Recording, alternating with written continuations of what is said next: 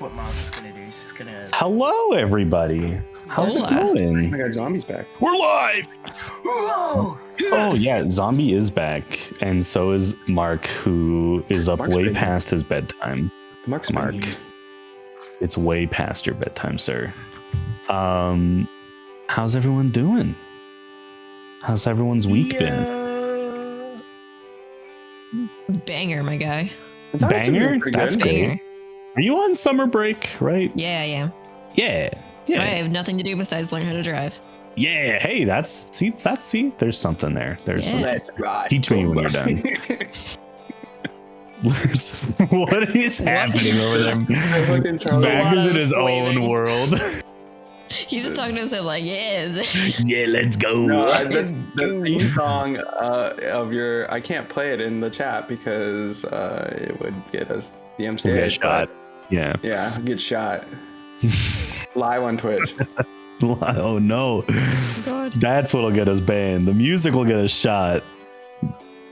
Yeah, guys, we're back. I do want to let the audience know we're looking at a long boy session today, aiming to go all the way, or at least close to, obviously wherever the natural cutoff point ends up being. Don't want to eat my words later if it turns out. We should be fine in that regard. It's going to be a banger. We're in the Feywild. We are in the plains of merciless amber.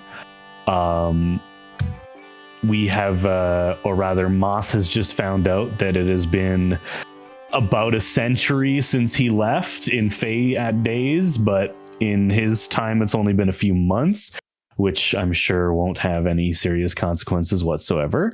And he has been left a little bit magicless, as well as some other nonsense going on. But yes, we're in the Feywild. We're currently getting abducted? ? By centaurs? We don't know. We're gonna find out. But I'm gonna throw it to Club, aka Nile, for their first recap? ? It's my first recap, guys. Be sure to be excited and terrified. Yeah, everyone dab in chat for first recap, please. I don't think we have a dab emote, but just pretend. But just imagine that you're doing it. Actually, just post. We need do we have a Greg emote? emote. We need a Nile dab emote. I agree. I 100% support that, and I think we have the emote slots to do it. We need. I'm so excited. Yeah. All right. The song ended, so I guess I have to pick another weird song. I'm sorry. Hold on. Let's go. I don't know. Listen, this might be a bad song choice, but it's got a funny name. Let's do it. It's coming. Oh, it's just real quiet. Is it just sad? Oh, this is a perfect choice. Okay. Oh, hell yeah. All right, here we go, besties. All right. Last time on the Chronicles of Patria, the party left the courthouse after Soren's trial and went to go pick up Niall's gun. With the power of a military ID, the cost was waned. After that, the party headed to Nico's tower to go into the Feywild. After calibrating the portal and rolling an impressive D100, the party was transported inside a rare Feywild cave where Soren and Nico immediately passed out. After recovering for a few minutes, the party started off after a set of footprints in hopes that it would lead to Nico's master. Using Moss's knowledge of the Feywild, they travel across the plains of merciless amber where it's snowing, an apparently rare occurrence that even Moss has never seen in his entire lifetime, and he's had a lot of lifetime. Along the way, they met a family of house cats walking on two legs and finding something that I forgot about, that's why I wrote a smiley face in there. And Moss discovers that his orb turned into a rock, and he no longer has access to magic. Yay! After this discovery, F in chat for Moss F being just a normal tall boy now. Moss is just tall. He can play in the NBA, but he doesn't have magic. No, I can't. I don't have. Just uses a basketball instead of an orb. That's great. The magic basketball. Moss about to Tell dunk me on what my someone. future will. I can't move very quickly. After this discovery, Moss walks off and finds a carriage containing a messenger of death. heading right towards his mother's home. Concerned, he tries to speak with the goers of this carriage, but unfortunately they are too emo to speak with him and to leave. The next morning, centaurs discover the party's presence and inform them of their trespassing. Thanks to Moss's power of charisma, they avoid being killed on the spot and are instead taken to their leader for yet another court proceeding. Whose soul will be ripped from their body this time? Find out on today's episode. Oh my god, I love the throw it back to the director there. It's like, find out this week on Yu-Gi-Oh! Chronicles of Patria. It's just Yu-Gi-Oh! Let's be real. Let's just be I was thinking Dragon Ball Z. It's time to I think Bubbly is in the minus realm, but they are here. They're just a ghost. Oh no, they're alive. Your camera was really struggling for a second there, but I think we're good. I see you. I see you. I can see everyone. I don't see you. I'm gonna reload too. I am looking into getting a new router. It's all good. Oh, there we all go. good. I see someone. They're alive. There you are. This is really pissing me off. And I will never be able to see Bear at any point in time. He is. We will figure it out at some Just point. like his But in the magic. meantime, Gone. that's pretty thorough recap actually. Well, thank you. Even with the memes, awesome job on the first recap there. Yes. Yeah, so we ended last session with you guys basically being told to hop on. We're going shopping with a bunch of centaurs who are taking you to their king? Question mark? Basically, Moss was like, listen, motherfucker, I'm from the Ascendancy. And they laughed at him and said, heh. And I think that's basically what happened. You're polite conversation. For the the polite version of heh. Maybe and, don't. And now you're being. Hey, they actually did give you some good advice, which was, at least in the current state of things, flashing your badge of ascendancy isn't maybe advised, which is scary. And is definitely not something you're used to. So we'll see what that leads Scary, to. but unsurprising, unfortunately. Yeah. Oh wait. But yeah, we're gonna jump in where we left off. You guys have been traveling. I believe Soren, you're keeping track of long rests for me. We have taken one long rest. We've taken one long rest. All right. Can't wait for Just it to making 30 sure years since we were in the material plane. 3 years later. It's been 80 years. Yeah. No, it'll be good. It'll be good. But yeah, you guys are riding away from the lands of the Ascendancy into the this is definitely not the right track. We were headed towards the epoch. You guys were headed towards, but the centaurs are like, nah, bro. So you guys are actually heading further away, at least in the meantime. Taking us to the king, right. Fair enough. And you guys will have to answer to the king on why you're trespassing in the plains of merciless amber. Literally just walked in the door. Yeah. But it is, you've kind of had that air of, a lot about the Feywild. You know a lot about the intricacies of like how the portals work and how there is a natural randomness to them, which sometimes leads to people getting plopped out in areas where they are trespassing, but typically there is at least a base level of understanding on why or what causes that. So clearly things must be a different level of intensity if you guys are still being punished. Now, again, they didn't appear, they fired a warning shot. They didn't attack you. They easily, at least in terms of numbers, probably could have wiped you guys out if they really, really wanted to, or at least put up a very good fight. And they chose instead to bring you to their king and offer you the chance to either earn your right to travel through these lands or, I don't know, maybe cut the king's head off and then you become the leader. I don't know how that works. I'll boomerang him. Yeah, that'll get him. You'll fucking boomerang him. Had this Yeah, boomerang absolutely. For so long. I've been holding this thing for years. That special depiction. But yeah, so I'll just toss it to you guys. You guys are traveling on Centaur back, away from the Epoch Valley at the moment. It's been a number of hours.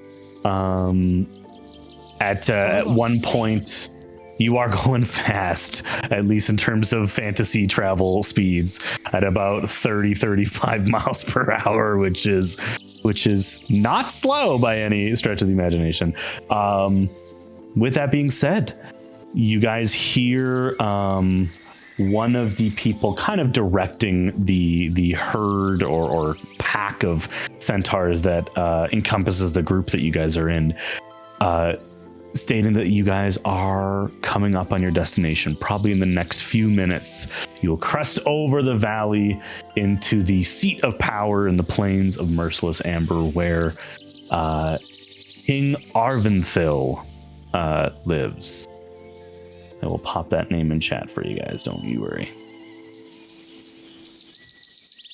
And that's the King Arventhil. That is the centaur leader of the. He claims territory from what you guys have gathered over the entire plains, which is very different to what you used to know, Moss. He seems to have stretched out his legs a little bit in the last 100 years. Yeah, as you guys find out that you guys are approaching your eventual destination, what's everyone doing, talking about, thinking about as you, all of you, even Moss, I would say, head into something a little bit unknown? I'm talking to Cores. I mean, You and Cores are talking? What have you guys been talking about the last, I don't know, probably 7 or 8 hours of travel? Apparently, I'm asking centaur questions. What kind of stuff? You're What's a asking, centaur question? roll, yeah, what's a centaur? Honestly, person to person, what's a centaur question? How do they live? Because Awkward's How never do they met one live? before. That's your opener? Like, what do they feed off of? Is it human flesh? Like, have they ever seen humans before? Do you think Do a they centaur eat is? meat? Aqua doesn't know. This is Jennifer. Aqua's confused. She's like, you're half horse, half person. People normally eat meat, but horse don't eat meat. So what do you eat? And so she's like, oh, she's asking questions. this. But now the core's Yes. getting kind of pissed. Oh, I love Aqua. Aqua's great. Aqua's great. You spend your basically full day of travel insulting Cores by asking questions that, to you are just the same type of question that you would ask an animal that you cast Speak with Animals on, which is, how do you exist? Why do you do this? Why do you eat like this? Why are your feet this, like, just nonsense, right? Yeah. Cores, after probably an hour, does break down. You break down their will over an hour or so, and they start answering your questions, realizing that it's probably the only way to get you to shut up is to give you what you want. And you learn a few things. Centaurs are hunters. They travel in packs, usually called clans. However, for as long as this centaur can remember, the only clan in this region is the clan of Arventhil, who is their king. The other clans have either been assimilated or dealt with, and Arventhil now kind of occupies the entire region. You learn the basic physiology of how centaurs work. They do eat meat. As I said, they are hunters. They forage. They don't lay eggs. They live birth just like horses and humans. They're still mammals at the end of the day. And yeah, eventually, you and Cores reach an understanding, and you leave them alone at least for a little bit, and then I'm sure an hour later you're like, but what about? And this cycle continues. Yes. Excellent. What else? What else is going on, guys? What's everyone thinking about? Can I probe the centaur I'm with for information about the king? Yeah, absolutely. What do you ask? What are you trying to get in on? Moss wants to learn about, I guess, the expansion of the region and whether or not he's popular. Sure. Give me just a general persuasion check. This will mostly determine how much you get because of the length of the journey. Similar to Aqua, you will probably end up wearing down for answers at some point anyways. Dirty 20. Dirty 20. Now, it's interesting. You are larger than your travel companions, and so the centaur that kind of puts himself out there as probably the safest one for you to ride on is one of the older ones that's been around longer. And centaurs can live roughly the same age as humans, sometimes a little bit longer. Weird medium ones. Yeah, it's a fairly large centaur. Not one of those centaurs that can ride a horse. No, I hate it. I hate that picture of a centaur riding a horse. No. Medium-sized creature, Tyler. I hate it. I hate it so much. But no. So you ask this older female centaur, whose name is Dionyse, who kind of at first is protective of the information, but does break down and kind of answer some of the questions. Repeat again what you're kind of looking for. I want to learn about the expansion of the region, the history behind that, and whether or not people generally like King Arventhil, as well as, I guess, maybe any immediate dangers they're facing. Yeah, absolutely. You learn, and within close proximity, I think some of you guys would pick this up as well, just some base kind of timelines since winter arrived, or at least the presence of winter has been here. It doesn't snow that often in the plains, but there is, that light frosting every morning. King Arventhil, basically, as soon as there was word that the Ascendancy were worried about the presence of winter, took that as a weakness in the Feywild as a whole, and began the process of, you start off peacefully, like, hey, classic like Game of Thrones, winter's coming, we got to be on the same side type thing, and grew his clan by absorbing, sometimes through somewhat nefarious classical Feywild means, but also through the right of challenge, which is, similar to other animal packs, challenging their leader. If you win, you kind of have a say over what happens. Grew to dominate the north region of the Plains of Merciless Amber fairly quickly, within a few years. And from there, it kind of snowballed. He made a peace treaty with the Minotaurs, who now have a carving out in the far east, and they do trade, but the Minotaurs have kind of bowed their head to King Arventhil. And so for the past 60 years, it's been relatively peaceful inside the plains. But they have definitely fought with some of the neighboring regions. Primarily, they mentioned the Emberwood, a forest of living fire that as an area that has kind of become like the mooring point for the Plane of Fire. It's like literally, like, in terms of like metaphysical realities of how the planes interconnect, this is where the Plane of Fire latches onto the Feywild. Since they're adjacent with the elemental planes, they all have kind of this area. And it's a forest made out of, classic normal wooden trees that are just forever on fire and emitting a smoke that just seems to go on forever.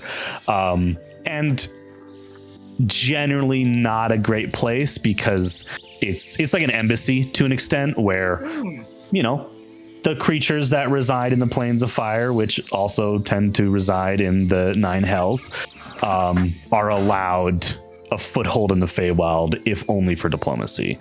And so obviously the demon embassy, King, or yeah, the devil embassy. exactly. So naturally, King Arventhil has a few problems with that being on the border of now his expansive land. It didn't used to be a problem.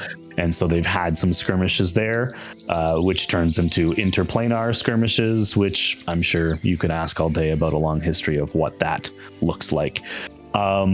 He, in terms of being well liked, it is very similar to like classical medieval royalty, where he keeps everyone safe. The soldiers take too much of their, they don't really deal with like gold and silver and things like that, although currency does exist. It's mainly resources. Hoarding teeth.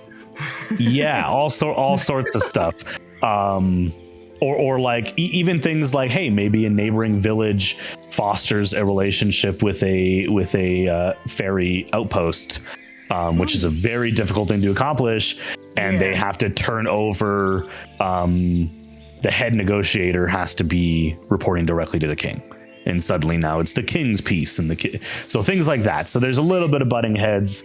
Again, the peasantry of the Feywild are fairly independent still, as a lot of the Feywild is nomadic in nature. But yeah, you spend your time learning more about the histories of who you're about to deal with. Anybody else? Anyone else thinking on something? Looking forward to you just listening, absorbing, processing. Fair enough. Also listening. All right. You guys approach the edges of it. It seems like a relatively well put together fort structure, made of this kind of ember crystalline material that really blends in a little bit, and it's hard to see, and it also doesn't look that impressive because it's made of all the same material you've been seeing. It's like going into the mountains and there's just a house made out of stone. Like, it's not beautifully decorated, at least from what you can see from the distance. But you guys enter what's known as the Pride, which is just the name of the fort where King Arventhil Sunmane lives. You are dismounted from the centaurs well outside the gates. You imagine as a form of respect or pride to not be ferrying you guys into the lands still on their back. And you guys begin traveling on foot, kind of bodyguarded in the middle of this pack of centaurs, this hunting party that was sent out to find out what was going on. You guys are entering the fort. What's Bubbly doing in this moment? What's Aqua up to?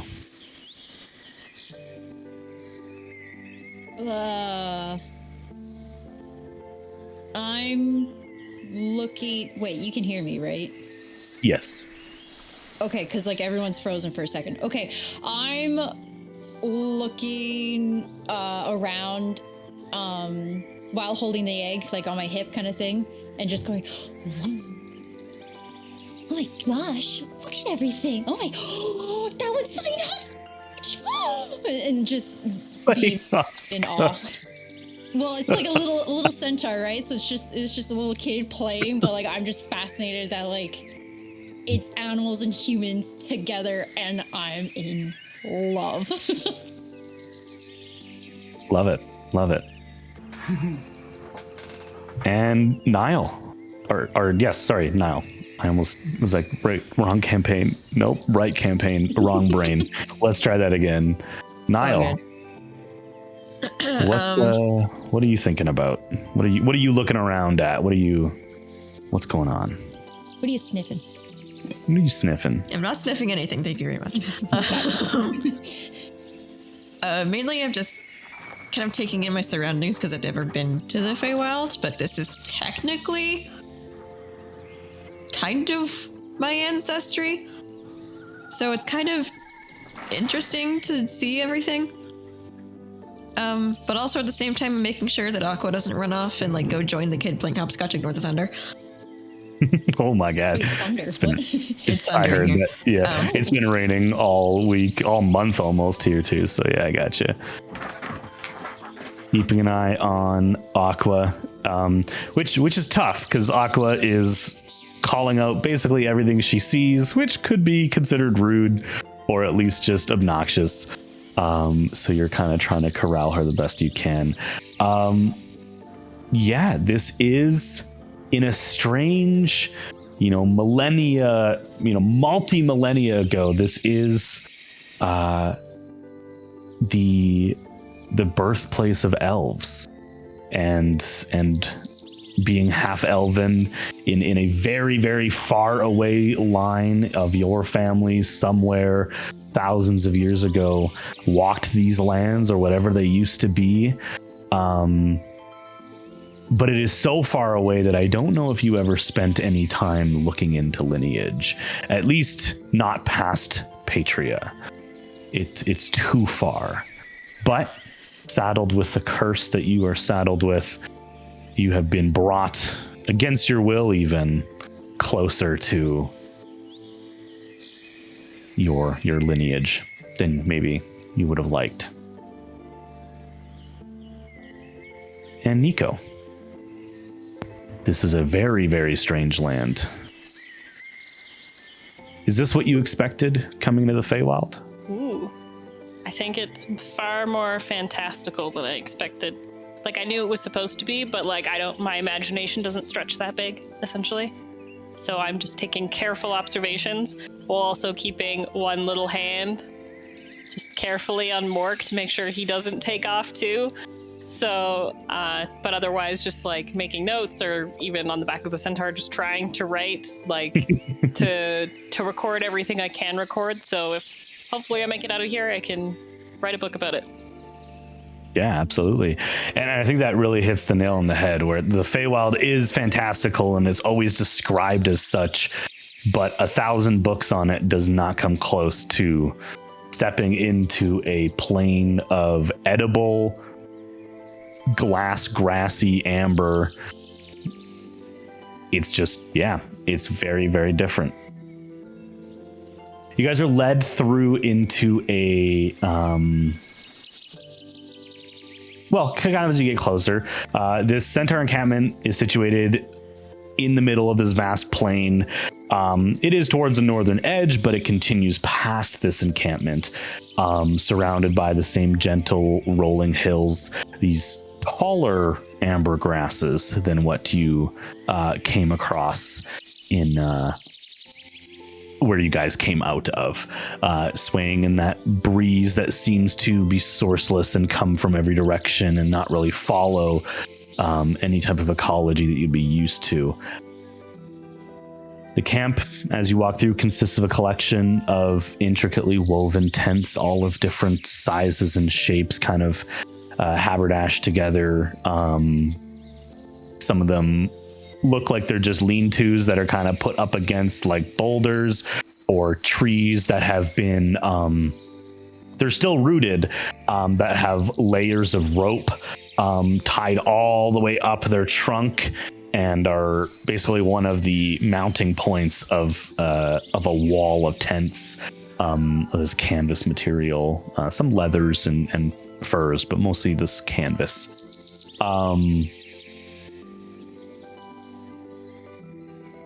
You were led to the center of the encampment, where a large purple-blue glowing fire rages on, a bonfire that seems to be ever present, as you can see a thick mound of ash around it in a growing circumference.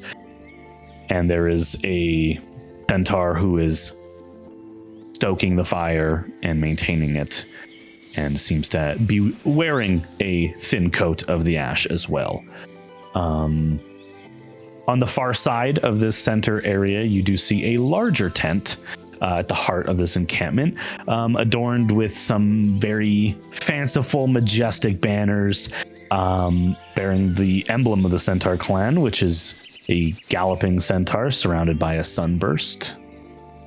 The tent's entrance is flanked by two massive statues of centaurs, both disarmed and just holding up their fists, appearing stern and watchful over the tent.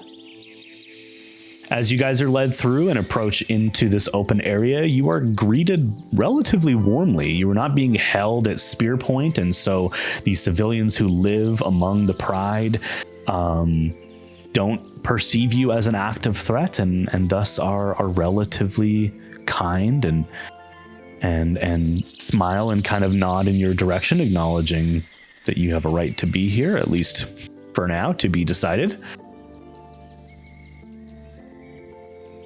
As you enter the tent, you immediately are greeted with the smell of something strong and bitter, almost weird. I don't even know if every one of you would recognize this. If you grew up in the city, or in a city, or in a keep, roll a nature check. Alrighty. Would I count? You would be able to roll, yes. I don't think I can.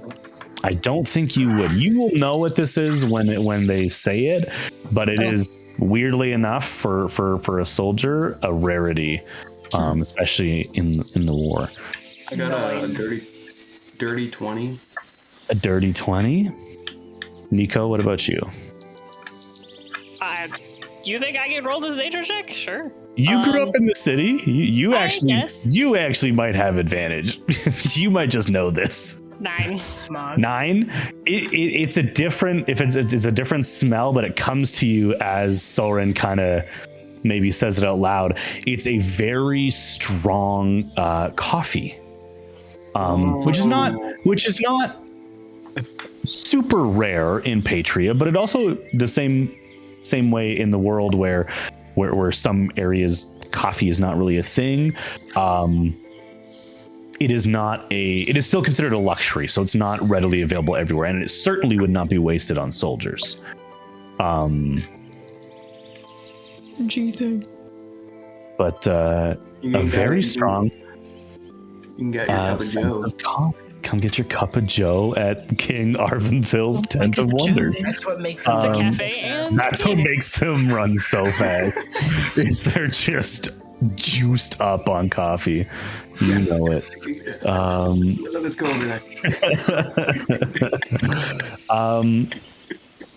You see the tent is large enough and it is not empty. There is about half a dozen centaurs in here, none of them actively armed, so you don't see any guardsmen in here. Making small talk, 3 of them are looking over a table, which as you are kind of led around appears to be a war table with a loose depiction of the region you guys are in. And you are led to the throned area, which, you know, being a centaur not able to sit on a throne as a humanoid would, is a very well polished brass dais that he basically just stands on, and it makes him look important. You guys see King Arventhil Sunmane, head of the Pride's clan of the Plains of Merciless Amber. Quite the wordy title. He is very similar coat to those around you, although I would say a little bit older in years. His coat a little bit lighter from living so long in the sun, and a little bit grayer. So a little bit more muted tones than that of some of the younger centaurs that led you here. He is heavily scarred. Battle wounds across his torso, his neck, into the haunches area where his humanoid half turns into a horse. Not grievously injured. He looks well formidable and could probably stand up against a fight against probably the six of you. But is a battle-hardened king. He is not hands off on the lines of battle. He nods in your direction, having been alerted to your presence by some of the scouts that would have left a little bit earlier, or maybe traveled a little bit faster even than you guys, to let them know that you guys were coming, and acknowledges your presence. Evening, trespassers. Welcome to the Pride. Evening, Your Majesty. He nods, and as he says trespassers, he says it with no ill intention. It is simply what you are until otherwise decided. You are trespassers. Fair enough. He nods in your direction, Moss, being told that the one with the purple digs claims to be of the Fey ascendancy. I hear tale that you arrive from the material and are eager to travel southward to the Epoch Valley. Have I been misinformed? You have not, Your Majesty. That is exactly our intentions. And I have also been told that the time since the son of the lady has been seen may not be in line with what you have experienced in the material. You have been away for some time. Quite. Beyond my self-isolation for the last century, the century previous, I had spoken to my mother, Lady of Nights, not but a day ago, and only to learn now it was not only some dozens of years ago when we last spoke, but at least a few hundred, if not more or less, when I left the Feywild. Only to find winter. Yes, winter has arrived, and I'm sure you know what that means. I have an idea. Unfortunately, or more fortunately, I guess I might say, I was never privy to it. It was before my time. As you were kind of describing that, you're basically saying, I don't actually know what it means, but I know it's bad news, is basically what you're saying, is that it's not great. A older than old centaur, whose hair has continued to grow and is braided into even their horse lower body, that some breeds of horses grow longer hair, especially along the spine of their forms. Their hair has been braided into that overgrown hair all the way to their tail. This thick white gray, older looking centaur, a woman who introduces himself as Lyra Moondancer, oracle of the clan. Lyra, like Lyra, Lyra, yeah, Moondancer. No, you cut Now out what? Lyra. I'll always put it in chat. Don't worry. You can always ask. I was gonna say you cut out again, so never mind. I get. put it in chat. Someone could put it in chat so I can continue. It's all good. She kind of butts in as you're saying that and says, self-fulfilling prophecy, I say. If the winter never came, bad things should happen. The Nelithan court has no authority to dictate that we are suddenly in a time of woe and strife just because it's a little cold out. I mean, you have a fair point. And, as I told you, sir, this treaty that you are being forced to consider would exist no matter what happens. The simple fact of the matter is that the winter that has come is giving cover for the ascension. That is all. Might I inquire the meaning of that? The ascension and the winter That's the being... same exact thing. Yeah. What do you mean by that? She kind of looks to you, but the king kind of gestures for her to ease off a little bit. What Lyra is insinuating is that bad things happen when they happen, and the cycle of seasons that are dictated by our friends in the Nelithan court is simply to their advantage. The Ascendancy has sent out treaties to the various parties that lie within the realm of Mardoon, and they are worded in such a way to not be rejected. But reject them we might. And what are the treaties that are being sent out, might I ask? Well, you're one of them. You're welcome to read it. Most appreciated. And he kind of makes like a whistling sound towards the two that are over at the war table, and one of them brings over a very familiar script that you have yourself used and written when dealing with diplomacy in the Feywild. This is a Fey enchanted parchment that is bound to the members of the Ascendancy. Basically, if you sign this with your blood, it is impossible to not complete the treaty without dying. Basically, okay. So it's a signed, sealed, and delivered type thing. Yeah. What are the terms?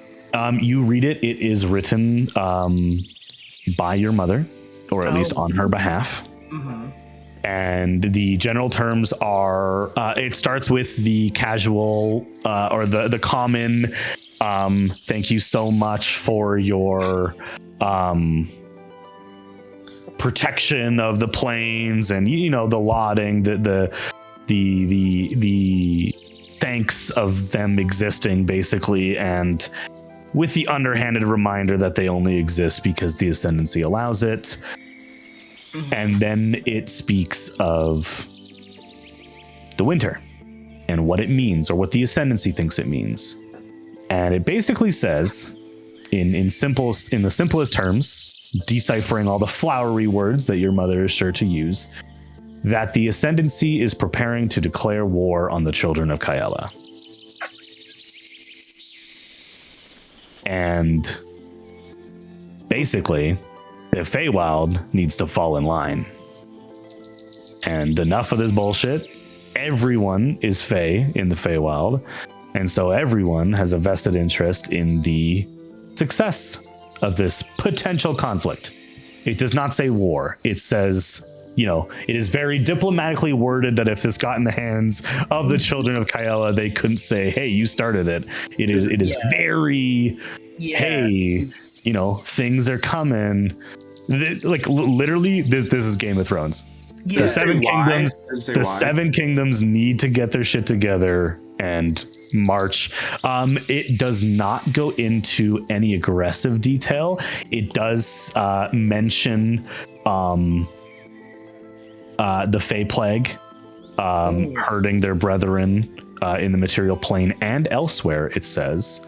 It also speaks of a potential alliance with a unnamed member of the Hells. Oh my god. And Are you gonna tell It us? has a no. Sorry. It's unnamed. It doesn't say. Oh god. And the terms of the treaty are stop fighting the Emberwood. Leave them alone. They have our blessing to have a foothold here. 2, there is a list of artifacts that they are searching for. Oh. Which they actually give them their colloquial name. Oh. One sec. If my orb's on there, I'm gonna be pissed. The orb of killing. The orb of sleepies. The finger of The pulling. oinkus bloinkus. Skiggly wink. The Shingleheimer Shank. Destroyer. The destroyer. The god hammer. Skiggly wink the destroyer. Watch, it's just all of our magic items from. Yeah, they just list out. No, it is. They are looking for 2. Who has the dagger? I think Kuno. Doesn't Kuno have it? Kuno has it, Kuno right? had it, and he's in Did the painting. Kuno? Just because I don't remember. Oh no. Did Kuno ever? Actually, I'll just check their inventory. They attuned to it. Did they? Yes, I gave them the full stat block. So They did. they attuned to it. They talked to you guys about it. I'm gonna roll a luck check to see if he mentioned it by name, because the name would have come to him as part of the attunement. I think he might have mentioned, of all people, he might have mentioned it to Soren. He probably, yeah, based on the luck check, I think he Yeah. only mentioned it to you. They are looking for the dagger of Kelsine and the implements of the Black Star. Okay, so he mentioned the name of the dagger to Soren. Yes. I'm just gonna keep that to myself. Yeah. So they're looking for those Right now. 2 artifacts. And it lists a couple other things, troop movements, expectations on when to be ready. It seems to signify a deadline within the next decade. It's a little vague. This isn't happening tomorrow.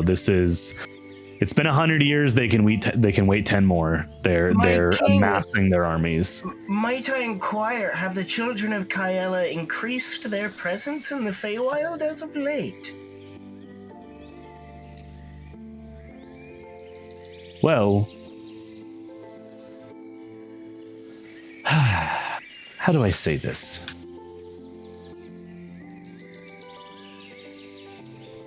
The Oracle speaks up. And some of this will connect with you, Moss, just from what you've been here since Mother's Mercy. Basically, she explains that since they returned, and it was made very clear that the people of Patria were not ready to embrace them in their full strength, they have kind of just been roaming. They are always present on Patria, but they have set foot in the Feywild. They have set foot in other planes. They have connected with beings. They have tested, hey, could we influence an archfey? They've not done anything to declare an outright war, but they are pushing on the membrane between Patria, Feywild, and the celestial planes that they themselves created.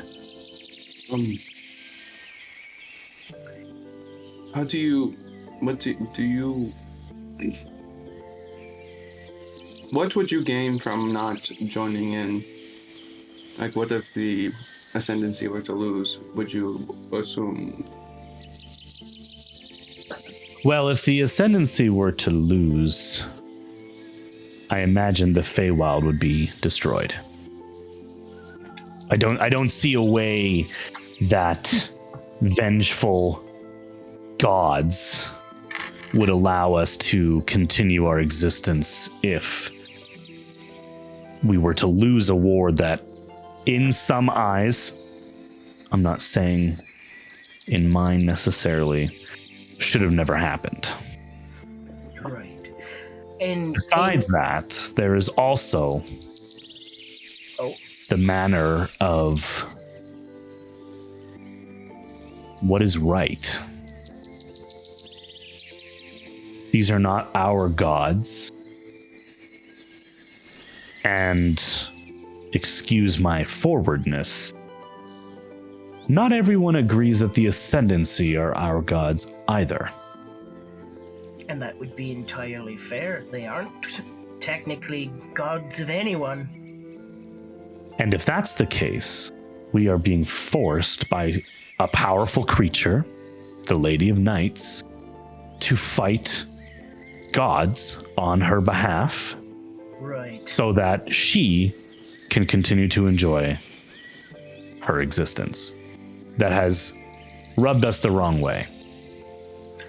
Certainly, it's quite a assumption on her behalf that everyone would be ready and willing to aid the Ascendancy in keeping their position of power.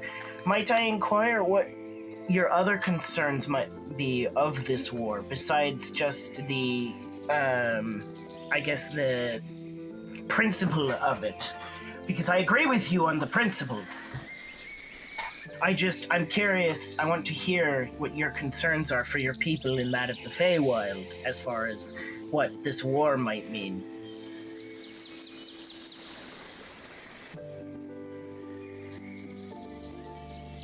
I am not of the material plane. That much is very clear. But we have envoys who travel there, and in fact we have a budding population of centaurs and other fey creatures, such as some of yourselves, who keep us in the loop. We know what happened to your world when one god stood up. What would happen if 3 self-created gods and members of the 9 hells were to wage war? Where would it take place? Indeed. The casualties wouldn't stop at people. No. Lands would change. Laws of magic would change. Everything as we know it would change. It is not a light decision. And as you can see by the wording of this treaty, your mother is treating it as such. Quite. You have people you care about, or your people, to look after, and this might not be best for them, because it could all just result in all of you dying. Exactly.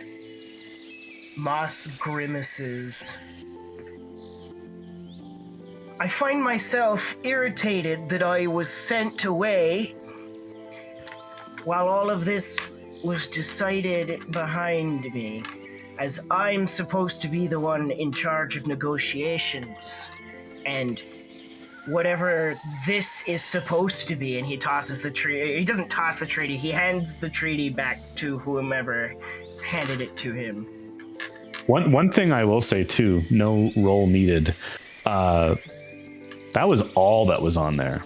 There was no reward. There was no exchange. This was not a treaty. This was a call to arms, fall in line. It's like a more like declaring war, and it's like you better fucking get it up here. This was a draft, basically. Right. And do you know what happens if you were to refuse this? Well, we lie the first territory between the Epoch Valley and the rest of the Feywild. I imagine we would be the first to fall. So you have no choice but to fight. Or leave. Right. Is they're willing to... Now, Go ahead. let's pause there. What are you guys doing here? Well, You, I know, at least belong here. and maybe are a little lost in terms of your time. But what brings your friends along?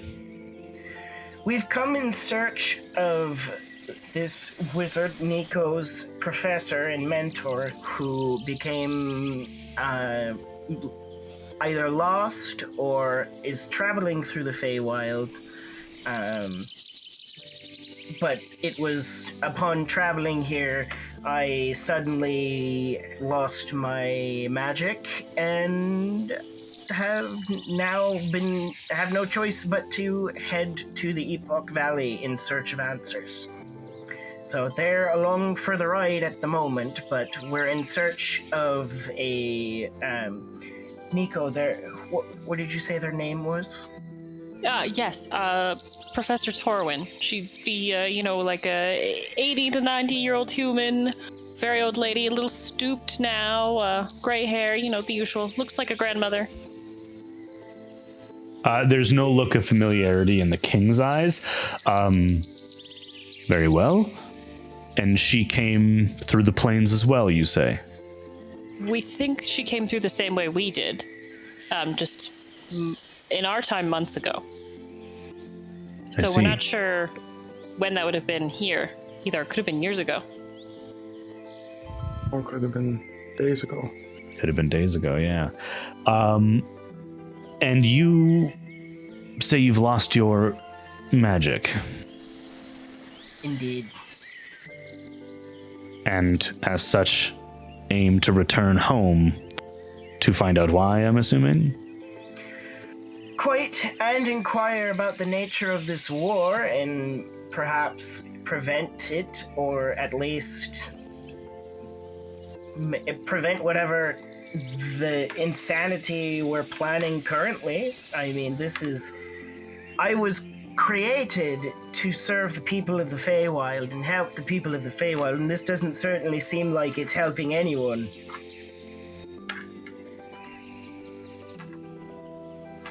He kind of gestures to the oracle. Very well. Now, Mr. Moongrove, you know the laws of these lands. Indeed. I am keen to see what would happen if the Ascendancy's master negotiator were to speak on our behalf. As am I. But, though I am considering options of leaving my home, I am still of the Fae. And as such, I think a Fae agreement is in order. I do so agree. What do you know about the Whispering Woods? What do I know about the Whispering Woods? Very little, besides rumors that it is it's a deep, dark, creepy forest. No surprise there. But there are rumors that hidden within is another court, or rather like an underground. It, right? The Silent Court. You have, but I don't know anything about it, but I know even with your vast knowledge, yeah, it has been rumor and fairy tale. You've traveled through there and found nothing. Yeah. But you know it's nearby. You guys are actually fairly close to the Whispering Woods.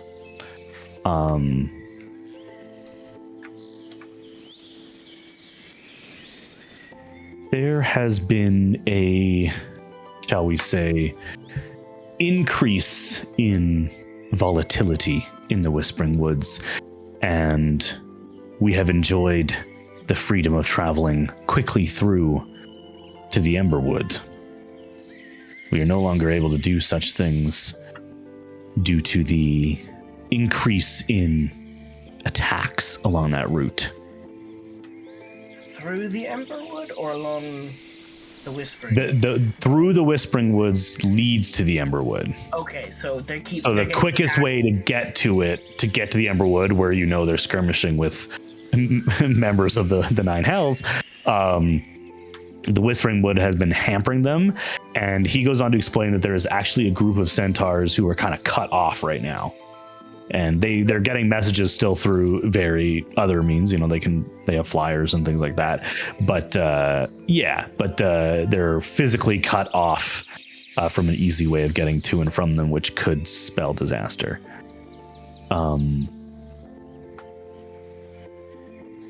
I would urge you to travel through these Whispering Woods and uncover the source of whatever cursed thing is stopping. And we have some information. And he kind of gestures for another person to step forward. This is a Leonin, actually, a Leonin scout, who kind of nods in your direction. I believe that there is some sort of imposition or curse being struck against the guardian of the Whispering Woods, a creature known as the Weaver. It is mostly seen as a protector from those who do not demand the authority of the clan, but it has attacked even our people in recent months. It is my belief, based on the interactions that I have seen, that the Weaver is being controlled by something else.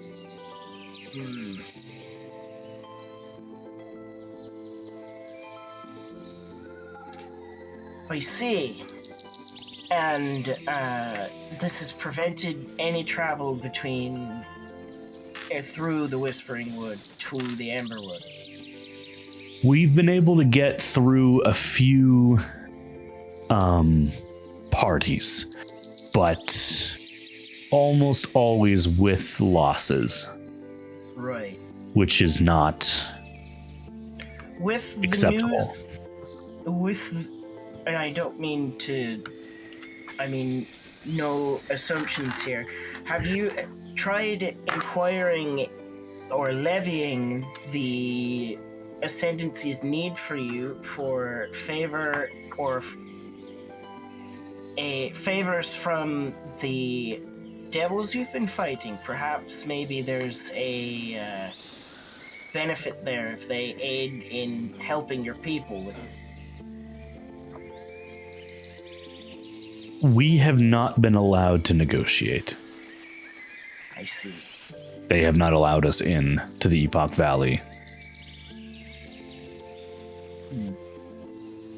If I were to head to the Epoch Valley, it is likely I could gain entrance for a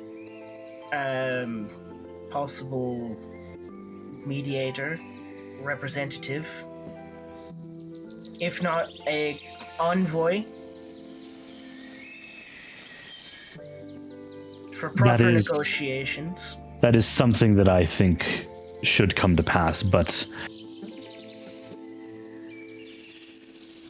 at the end of the day, you are your mother's son. I need to know I can trust you. Of course. You being without magic is definitely a hindrance.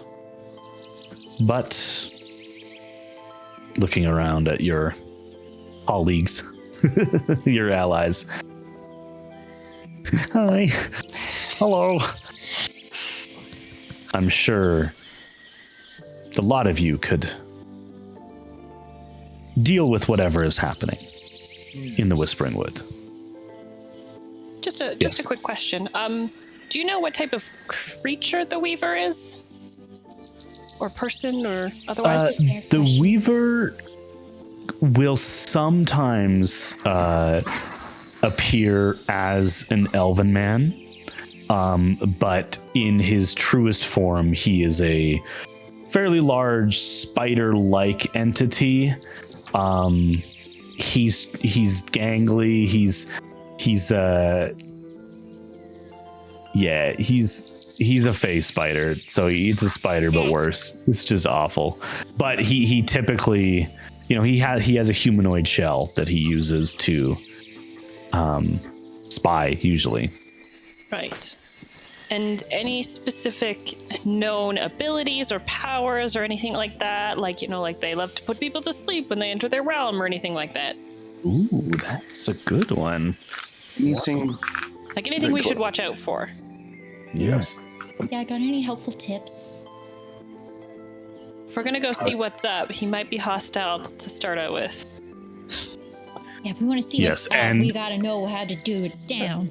The king does specify that he does not want the Weaver killed.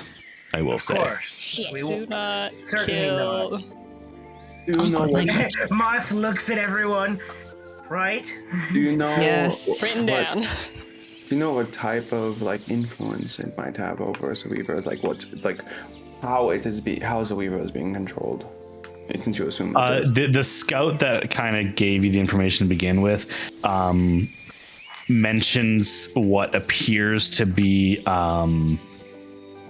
some sort of cursed nature. Rather he's been charmed, or because he'll have conversations with them, but then he will sporadically attack members of the party if he feels slighted. So he's not acting himself. So he's likely under some sort of effect. Right. Now, just before we head off, or another question in regards to our conversation. Do you know are you in contact with anyone else that's received this treaty? Yes, and he lists off. I have not named all the nobles, like the actual people, but he's received confirmation that members of the Twilight Marshes, the Shadowed Vale Lands, the Radiant region of unspeakable curses, and the Mistfall Vale have all. So these are all regions within the realms of Mardoon. Would it be within your power to maybe request we all have a meeting? seeing. It would take a matter of weeks for them all to agree and connect. But what I would like to see happen is this negotiation that you will help us with your mother will allow for a meeting of her and the heads of the regions of Mardoon. Quite. Well, if at the very least you might be able to provide any information about the other leaders and their needs and concerns, if you know them, for us to bring with us. The more information I have equipped, the better. Mm-hmm. Fair enough. As for what you asked Nico about anything they might be good at, they are fairly large. They do have some spell casting abilities, even in their not humanoid form. The one thing that they do know, because they've had to do it, unfortunately, is they're not too difficult to knock over. They're a bit top heavy. Just push them. Yeah. I'm not gonna show you the character art until you guys see him, but it's right here and it's great. I have a feeling it's a human body, spider head. All right. So it's like Yeah, I'd rather the other way around. It's just Yeah, and then difficult to knock over, or easy to knock over, because if it was the opposite, then it'd be harder to knock over because of all the legs. Yup. Because of all the legs. All right. Yes. Some more follow-up questions. Absolutely. As well, is there anything that would demarcate their territory or like their hive web, something like a you've crossed this threshold, you know you got there. You will see webbings, but the forest itself is their domain. It is hard to miss. It's not a very large forest, and he describes the land around it. It is two massive sheer mountains. Think of like Yosemite, where it's like completely sheer, with thick, dark forests that are almost permanently dark because of how tall the mountains are around it. There's like almost permanent shade, but it's only about 20 miles deep before you get out the other side into the plains of Ember that lead to the Emberwood. And is it a chain of mountains that way you can't go around to avoid the forest? We can go around. It is difficult because we would have to navigate through 3 separate territories. Mm-hmm. And he describes in terms that you understand, but are like, okay, just fucking deal with it. It's, the process of negotiating travel rights and, having soldiers cross through neutral territory is very difficult. The tiddlywinks era. Exactly, yeah. Yeah, the Spingly-Doo. The Spingly-Doo fucking Marculcios. Fucking Mark. Spingly-Doo, the Honkus Ponkus, a literal nuke, and the wacky wand. The Spingly-Doo Marquesians. If you've seen any of these artifacts, please contact your local Ascendancy representative. Anyone got a literal nuke that we can use against the gods? Spingly-Doo is active for more than 4 hours, and you need to contact your local physician. I'm going to do like a workshop chat only session where we decide how much damage a literal tactical nuke would do. Just based on like the mechanisms of if a level 3 fireball is the equivalent of 10 tons of 1 ton of TNT, then scale from there. It's like 5 fireballs. We could figure it out, honestly. I feel like a level 30 fireball, fire and acid poison damage. It would be like a meteor storm centered in a ball and then going outwards instead of down. And then days later, your skin sloughs off. And then your skin, and then it's just soup. Everything's soup. Lots of sloughing. Any other questions you want to try pry out of the king? Yes, Nico, absolutely. Is there a specific formal title that the Weaver generally prefers to be addressed as, just so we're not rude, we don't piss them off too early? The Weaver is his title. Yeah. That's their name. Yep. Don't call them anything else. Okay. Yeah. He doesn't go by Adam anymore. All right. I guess Adam the Weaver. Adam the Weaver, yeah. ATOM. Canon. AT. And that's his spelling. He was born ADAM, but he's like, no, I'm Adam. ATOM. I love it. Yeah, it's only about a days away, and we don't really have to role play through the travel of that journey. You guys, anything else you guys want to ask, discuss, even amongst yourselves? Like, you guys are not being treated as prisoners. If there's anything you can think of that would help. So we do this for you, and what do we get to live, essentially? Well, you are free to go. You're free to leave the plains. But in order to be considered safe to travel through, I would ask this favor in return. And we kind of... That's fair. You being right around the epoch, we definitely would need to kind of be on good terms to be traveling through your lands. And I would even consider you being foreigners, Moss less so, but foreigners in terms of what you know. It is never too late to make allies in whatever comes ahead. Certainly not. Regardless of what part you lot play in it.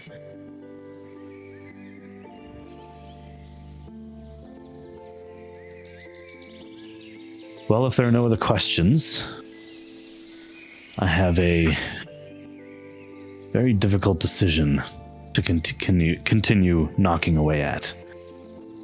He makes like an offhanded joke about like, hey, got any room for us in the material plane if we decide to leave? That I do not know. Hey, you guys got a whole town. You can set them up in Salt Creek. They'll be fine. Yeah. It's empty but- though. but You like, don't I find any think- The infrastructure is still there. Oh my God. You think like he would have like a centaur community budding in like the material plane? Yeah, that's true. There would be like a refugee Has area they could go anybody to. spoken to Mornwick recently? You asked that to him? Yeah. He does not. He does not know. He has not. And they did not send out any confirmation? He sent basically missives to the adjacent realms, being like, "Yo, what the fuck did you get this email?" And that's it. The lands of the remnant are a little bit further away. They're a little bit more outside of his immediate bubble. I have a lot of friends over there. A couple of them. All right. It is late in the evening, although the sun would not let you know that. You guys are feeling tired and maybe a little restless at the same time. You guys are offered a sizable tent for the 5 of you. Yes. Roughly how long like did it feel that we traveled from where we were to where we are now? It felt like the equivalent of a full day's travel. Okay. 8 to 10 hours. Okay. Okay. With that, you guys can complete a long rest if that's what you guys want. Number It's 2. the second one. Number long 2. rest. I stay up looking at my formerly orb. All It's a right. rock now. It's just a ball of cement. Can I get one of you to roll a D100, please? I already did mine. I did my work. I can roll it. If I rolled one last night, so I'm good. I'll roll. 90.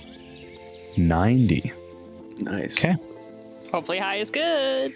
All of you affected by the Fey Plague wake up with very minor symptoms. You don't need to roll on the table.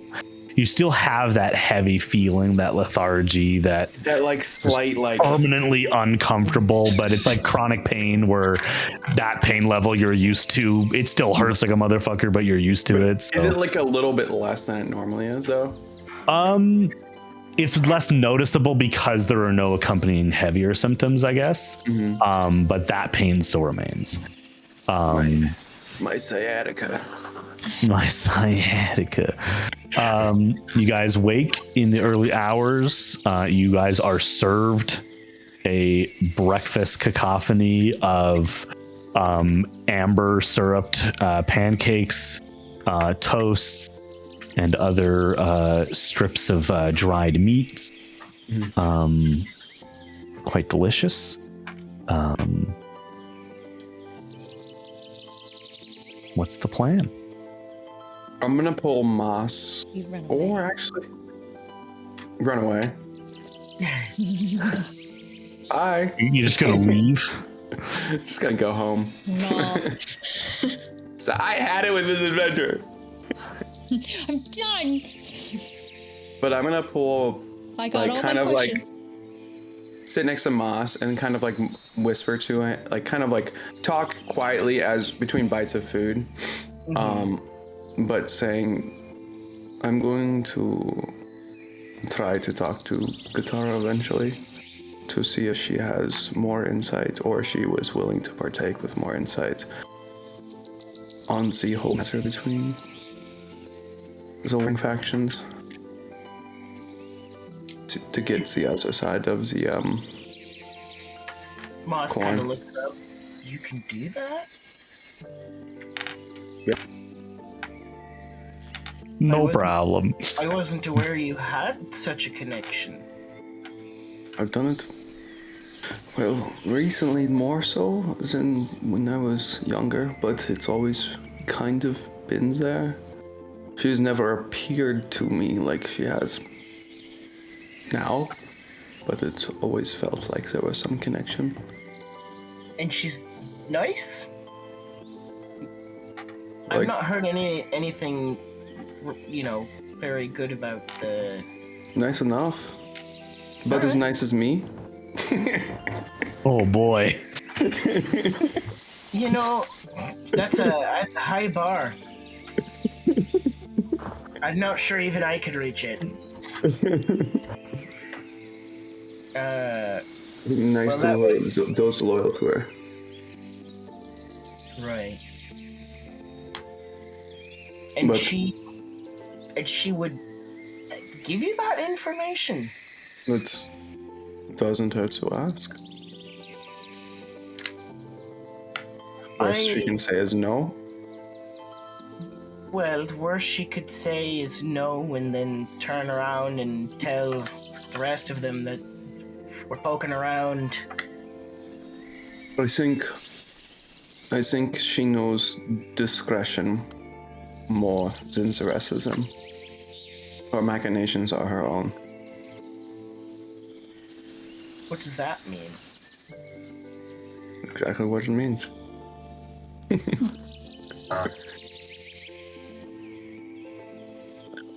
She is not going to. Soren's just a real shifty motherfucker.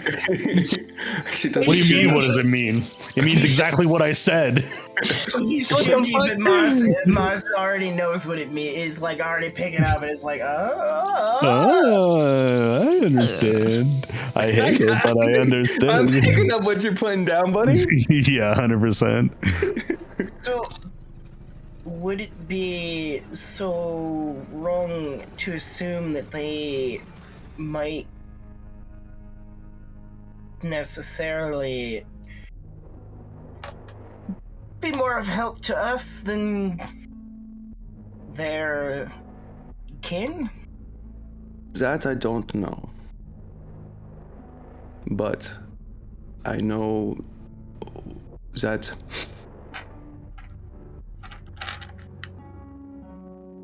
I don't know. I don't know where her loyalties lie to her kin or to herself, but I assume at least coming from a mortal to a god,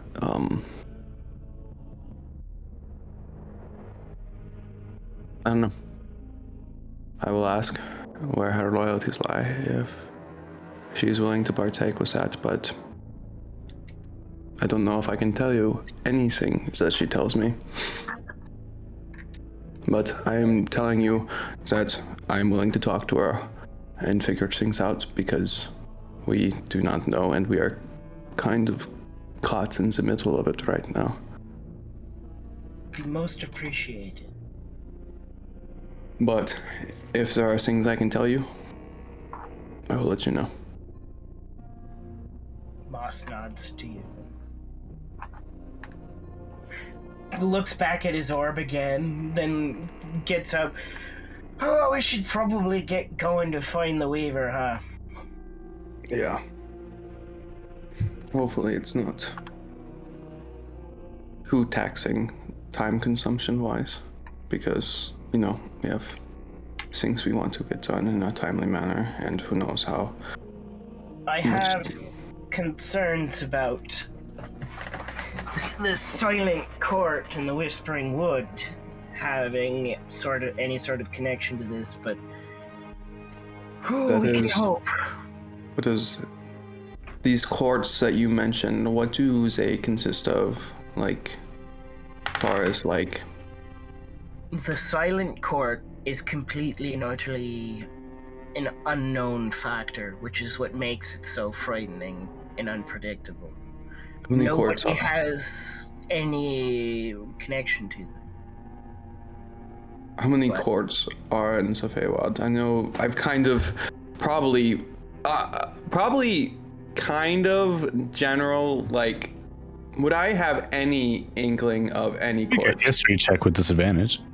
Okay. Nope, that went fucking across the world.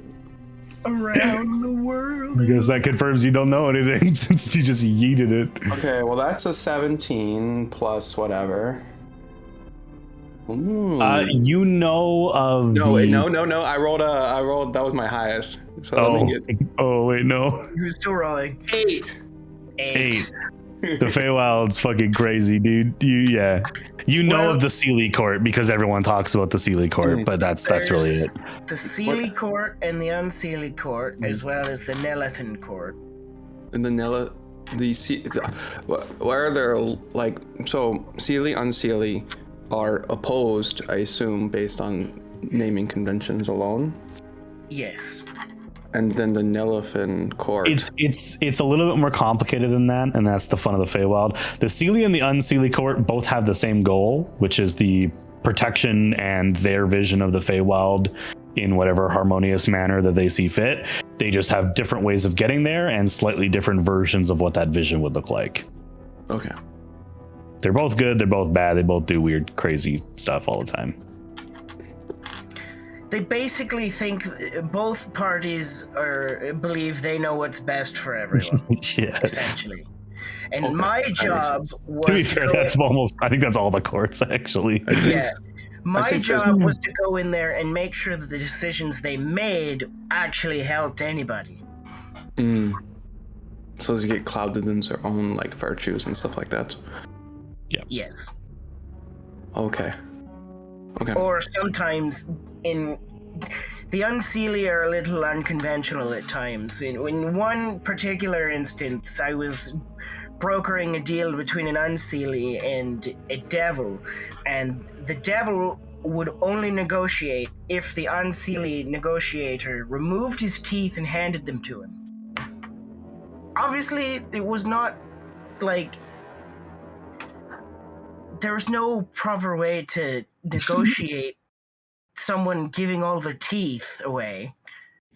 And that was the point of the devil's request.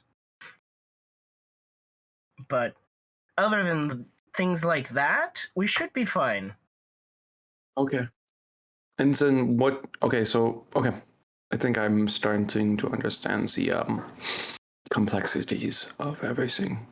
And then the Nelithan Court is kind of like this four horsemen of the apocalypse court, basically, that operates as like the doomsday clock of the Feywild.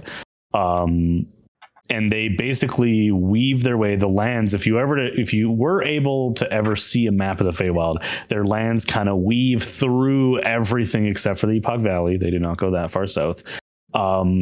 And as they get closer and closer to their destination, which is undefined, these seasons change. So they can be the spring court, they can be the summer court, the autumn court, and now they are the winter court.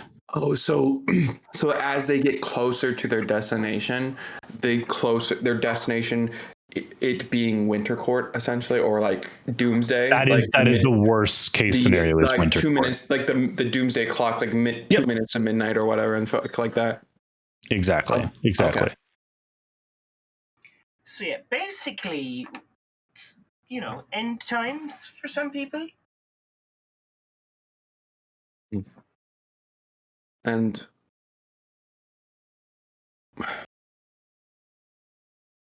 okay, yeah. I just feel like if I ask more questions, I'll have more questions. Welcome to the Feywild. Yeah, that's pretty typical. But feel free to keep asking. I'm fine to keep answering.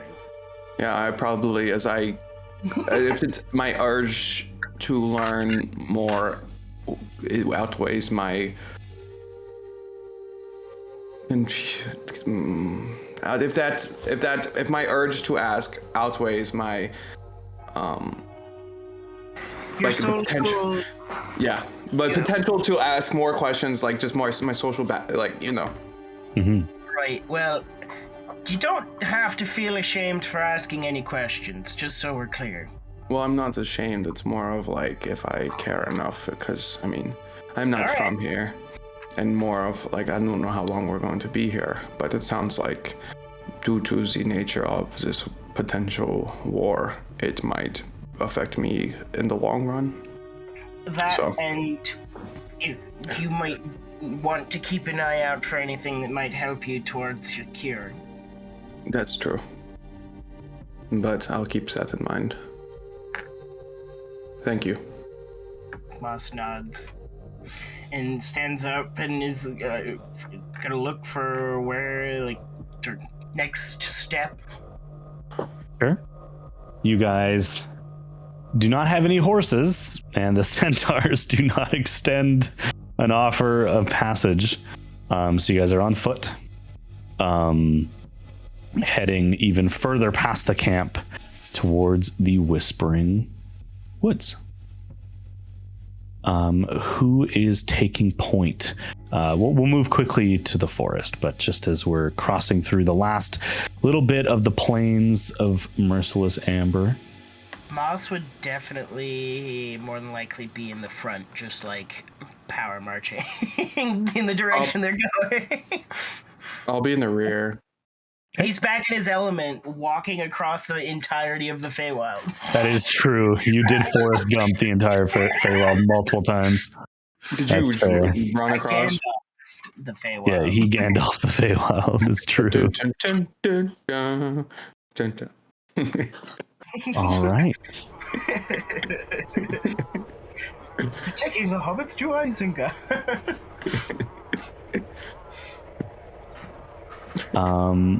Yeah, easily enough. You guys managed to travel again further past the camp in the same direction that you guys were led here.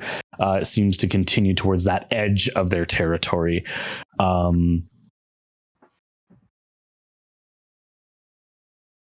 It's interesting. As you guys were traveling with the centaurs, and as you were traveling alone, when you reached that first area where you were then ambushed by the centaurs, you guys took in wildlife. You guys saw animals perusing. You saw various little critters that you kind of like, oh, that's cute. Oh, wait, what the fuck is, like, all sorts of like weird stuff. You saw a family of house cats walking on their way home. Is it the same family? It is dead quiet north of the camp. This area between where the encampment ends and the edge of the forest, which, like I said, is only a few hours away, about 2/3 of a day's journey. You guys don't see any sign of wildlife, both on the ground around you or in the air above you. This area is, for some reason or another, a dead zone. That's concerning because compared to before, was it active and quiet? It was quite active, yeah. It was fairly lush. And yeah. All right. Soren is like on edge. Are the actual plants around us dead, or is it just that there's no critters or like no living creatures? The plants are not dead, and even as you reach the outskirts of the plains where that orange amber grass turns into something a little bit more familiar, a greener color with some more natural, although different types of woods, trees begin sprouting up as you reach the edge of the plains and where the Whispering Woods begin. It is also noticeably colder as the orange is left behind. And yeah, poor Soren, dressed for the desert. I changed my clothes so we have like. Oh, that's true. Yeah, you shift weaved. You're good. Still like a light jacket. It's even noticeable where you're stepping into foliage where the floor of the forest, and as these mountains kind of come up around you, they're white capped, and the top of the canopies are also sprinkled with a white feathering of snow that, as you move into the edge of the forest, does kind of trickle down with the windfall. So the forest floor is also damp and cold. It's a little bit uncomfortable, pretty quick change into this new environment. like basically like a sudden like kind of like this stereotypical like where there's like a line like a border and it's just like you step through. There was a and then, period of like a mile where there was orange and green kind of mixed in, but basically as soon as you hit the forest, as soon as you passed trees, it got visibly colder and kind of gloomier. It just immediately changed. kind of makes sense a little bit, but at the same time it's like, is it coming from in front of, like, does it kind of, because you can kind of feel like where the cold is coming from. Is it coming from in front of us? It's coming from the forest for sure. Okay.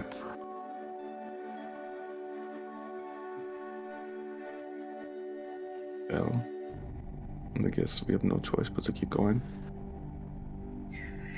Would seem that way. Before, do we have any plans on how to not kill the what's The Weaver? I mean, it's the Weaver? I was like, I assume we start with just not trying to fight it to start with. Right? I wasn't planning on that, but how do we, as they said, as soon as it feels slighted, how do we prevent it from feeling slighted? We have Be on our someone best from behavior. behind and knock it out. Well, we just That do is, whatever it asks, and Or if it asks tip it us over. something, Well, we can tip it out- over. No, tip it over. Or, as you were saying, something outrageous, then, it's, we don't do the outrageous, or we do the outrageous thing. Maybe. Last resort is tip it over because it said it was. I think that's the literal definition of being slighted, is for someone to run up and go, yeet! There, you're not a threat anymore. We should also probably reasonably assume that as soon as we enter the forest that they're watching us and taking note of everything we're doing. They're watching us now. Right? I mean, So we should watch our tongues at least. Right. We're just here to broker peace or to help them or heal them, right? We have to find the source of the curse, not Yes. hurt the person themselves. What if yeah, they don't so know they're cursed? Well, they obviously he don't. likely won't know the curse. That's part No, of we it. can't just go up and be like, "Oh, you're cursed." Oh, you're cursed, by the way. Usually Let us Just when in pass. you case. if you approach someone that way, they would feel slighted. Should we frisk I them mean, to I- see if they have anything on them that might be enchanted that's causing them to be cursed? How old is the Weaver? Do you expect us to get that close to them? You didn't ask, but you don't remember the Weaver. I don't remember the Weaver. You don't remember them being in the Whispering Woods the last time you were there. Or maybe they had a different name. You're not too sure. Do I Moss- know of any Archfey that lived in the Whispering Woods when I traveled? Make a history check. Oh, okay. Natural 18 plus. What's my history? 3, so 21. 21. There was no Archfey that came to mind. There were a pair of sisters who operated in the heart of the Whispering Woods, known as the Sisters of the Umbral Veil. Oh. The Umbral Veil is the Feywild's name for Shadowfell. Gotcha. All right. Shadow what? Well, Shadowfell. Shadowfell, which is basically the opposite of the Feywild. It's the other plane that kind of mirrors the material plane. Kind of like a limbo-y plane. Oh, I didn't know that. all I can tell you is the last time I was in the Whispering Wood, there was no Weaver. Okay. And that was a century ago. So they- Multiple centuries ago. They just rose to power then. Either, Or killed whoever used to be here. which would have been the two sisters that used to Or- operate here. So Were they two powerful? sisters- Were the This- sisters powerful? Quite powerful. They were in control of the region. or the sisters are using the Weaver. That might Fever. also be.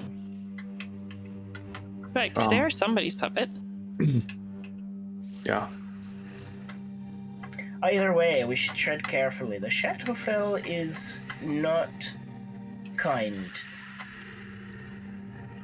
Or at least their idea of kindness is in exact opposition to ours. Okay. That being said,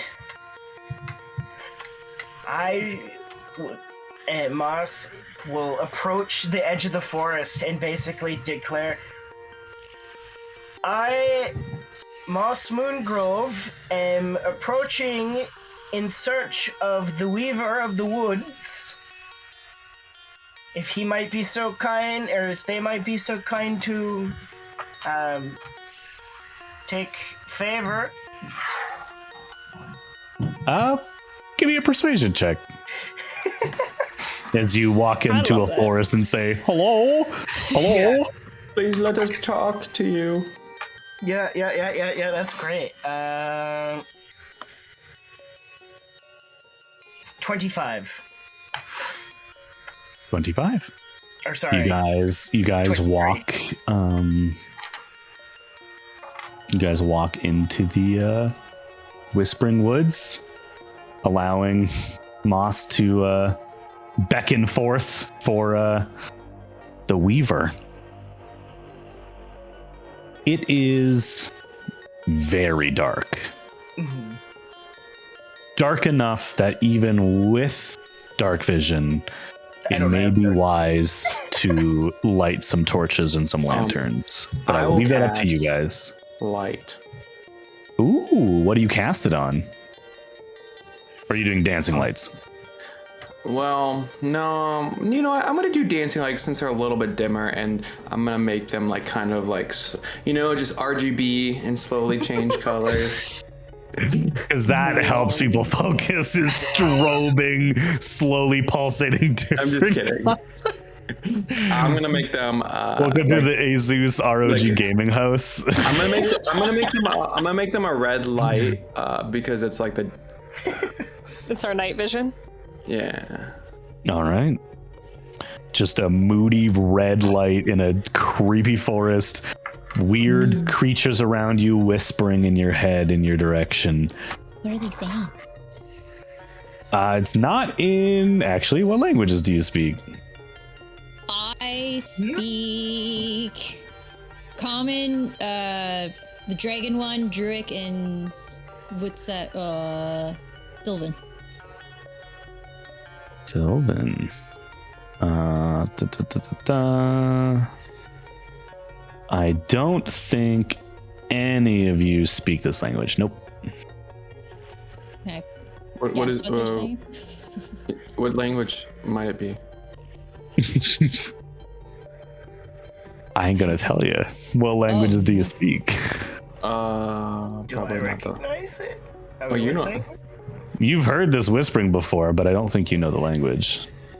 I wouldn't have ever inquired it. Let's Very see. curious. Is it animal whispers? Yeah, it's just common like Dwarvish and Elvish, so no, probably not. nothing. No. I bet You can Mom give me knows. a history check with disadvantage, Moss. Okay. Pumpkin dice, don't let me down. You know the person who might actually know the language? Come on. That boy is dark as fuck.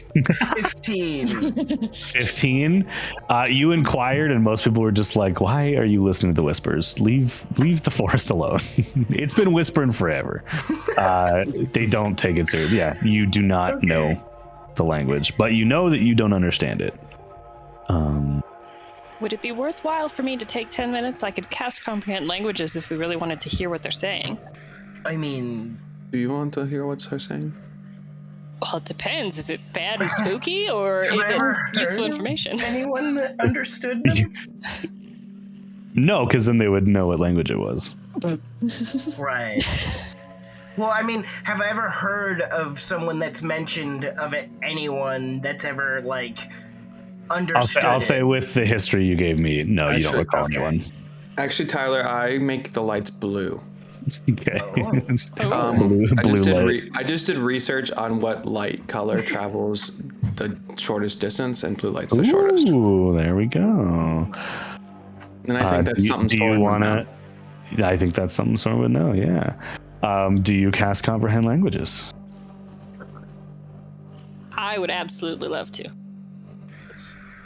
Okay. Are you ritually casting it? And Ritually, yeah. okay. So Nico kind of falls behind. Is like, give me a second, and starts drawing out. I leave one light for Nico.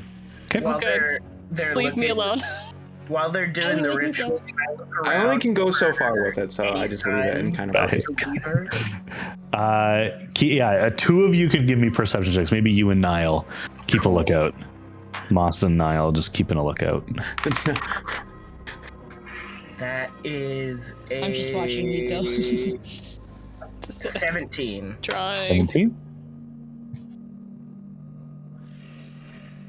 Niall, you're muted. Muted. I'm a little dumb. No! I've been talking for a while now. Oh 14. no!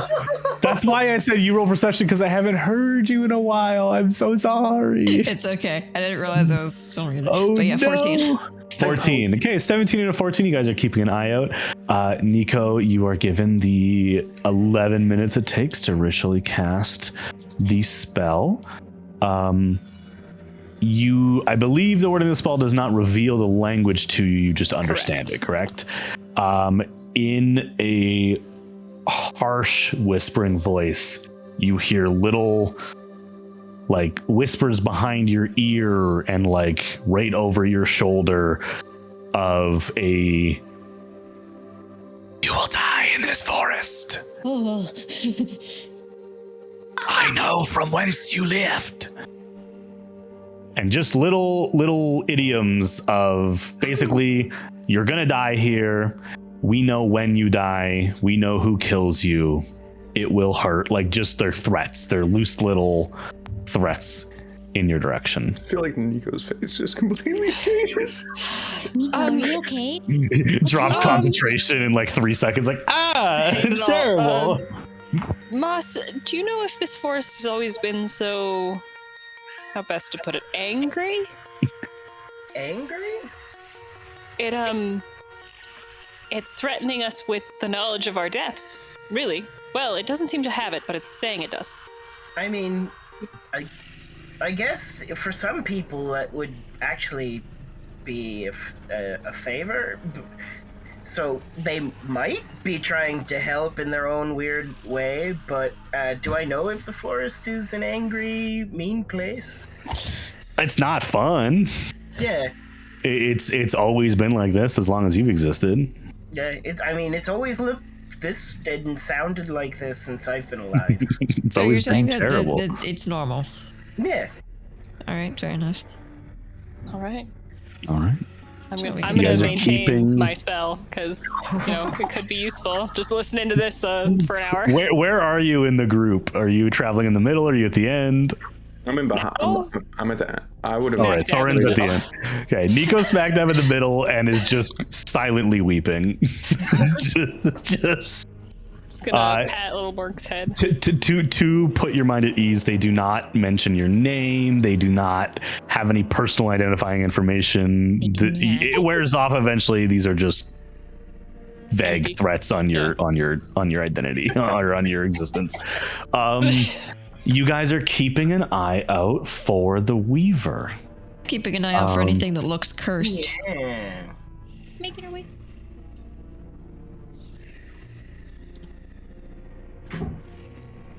I got some bad news. Most of the forest is a little cursed. It's Unfortunately. all a But little, which is the right a curse? little yucky. Exactly. Well, we know where the wrong river is, so should be fine. Where's the right one? True. Damn it. I love it. No, I'm gonna have to take a photo on my phone. There is no digital art for the creature that you guys are about to see. He The takes a picture of whatever he's got in his basement.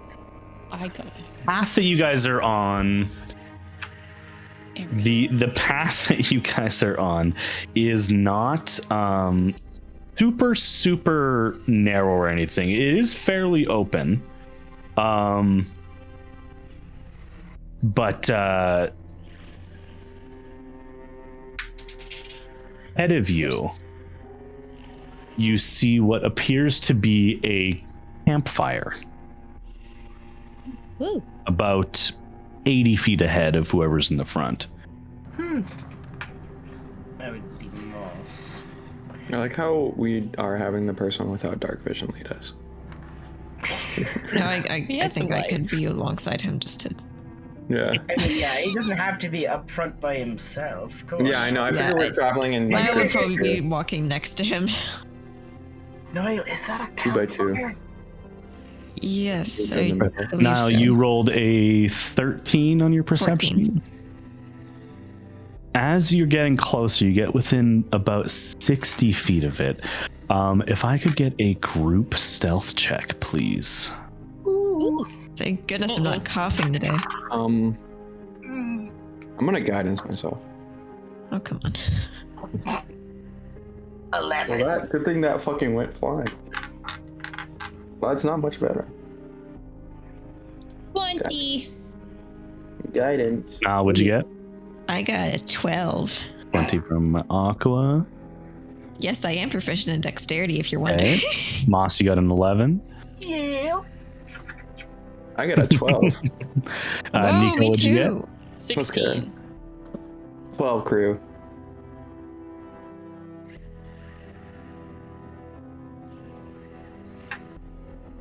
So that's an average of 14. 1 second. Sorry. 1 second. Guys, let's hope that passive perception isn't over 14. Yeah, a Archfey? Nah, they can't. No. They don't Maybe look at they're like anything me. ever. Just have awful Okay, perception. they They are turn their ears charming, off. but not There we wise. go. Exactly. They're charming. I but was not I was wise. audio It's okay. desynced for a second. That's not Average of 14. We can see the image. Hide the book. I feel like honestly, that's like the average passive perception of every single creature. That's You right. guys get roughly 60 feet away, Niall, and you see it blended in because you're seeing whatever this thing is from behind. It blended in with the darkness around it. You see what appears to be a massive skull or a head. You can't tell if there's flesh on it. Like, it's just at a weird angle. You're seeing it from behind. And it is wearing like a large patchwork cap on its head, like almost like a toque. And it is sitting in a way where you're seeing mainly the toque and just the sides of like this skeletal skull or head. You can't really tell. And it is facing the fire, and you're looking, and it is rubbing two pincers together, like it's trying to get warm by the fire. Is that? That could be the Reaver. Maybe I should walk up first. Alright. You keep I'm watch. still going to be close behind you. You know that. Yes. You guys all hear this commotion a little bit ahead. What do you guys do? Moss will approach the campfire. I'm going with him. Okay. I'm just going. I'm following. Moss, Niall, and Soren. Just 'cause- Aqua and Nico, you guys are like, fuck that. No, I'm coming too, but you I know, feel like 10 we paces managed- back. I feel like we manage the general group. Yeah, I try to like gesture for you guys to like stay just out of the light, but I mean, we have light above us, so that's right. We don't want to be a surprise, necessarily. Moss is like, I don't want to, startle him. Then Then don't talk loudly. I'm not going to. Thank you, Aqua. You're welcome. well, always a word of wisdom. Maz then turns around and is going to quietly, like softly, but not like sneakily, just slowly approach. Might I join you by your fire? As you're getting closer, and just as you're about to see this or say this, you take in a little bit more of what this creature is.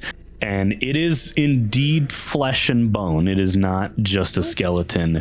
It is, the easiest way to describe it would be a goblin head the size of like a shed.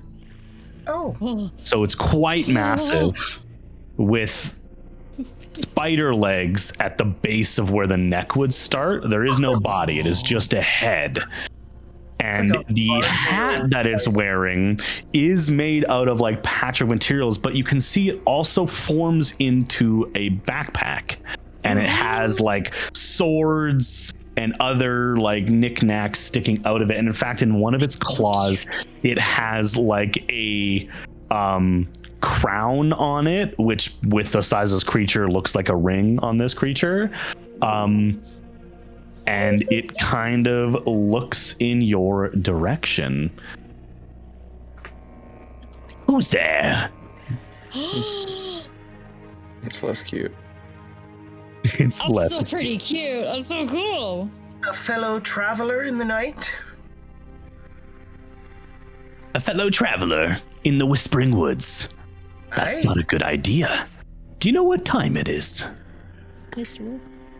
No, actually. What time is it? Time for you to leave. Get out. Well, could I ask you a question first? Don't like questions. All right. Fair enough. My name's Moss Moongrove. And my name's none of your business. Why are you here? Well, I'm looking for the Weaver.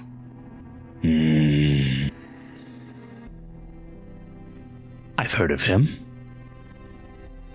I've heard he is a friend to many of the travelers who pass through here. I don't think the Weaver likes friends anymore. Is there a reason the Weaver is not fond of friendship anymore? Don't think the Weaver needs friends. Not true. He has this whole forest. Who would need friends when you have a whole forest?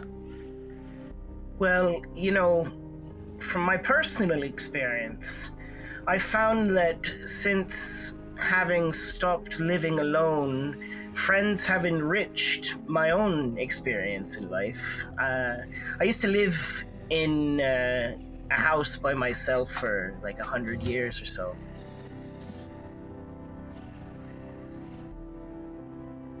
You see he's no longer looking at you. He's looking into the distance. Not having a very good perception and not having dark vision. Can't really make out any of your companions. Sees the glowing light, so he can see that there's like something there, but he can't really see you guys. I would have moved it forward to like kind of backlit Moss, and not. And Niall, are you next to Moss? Yes. I have my friends with me now. Like to like kind of like put it in between him, so like he can't. It's like, you know, like the blind. It like makes it like brighter, like to like kind of like casting forward a shadow, so we can't be seen behind the lights. Essentially. Mm-hmm. Gotcha.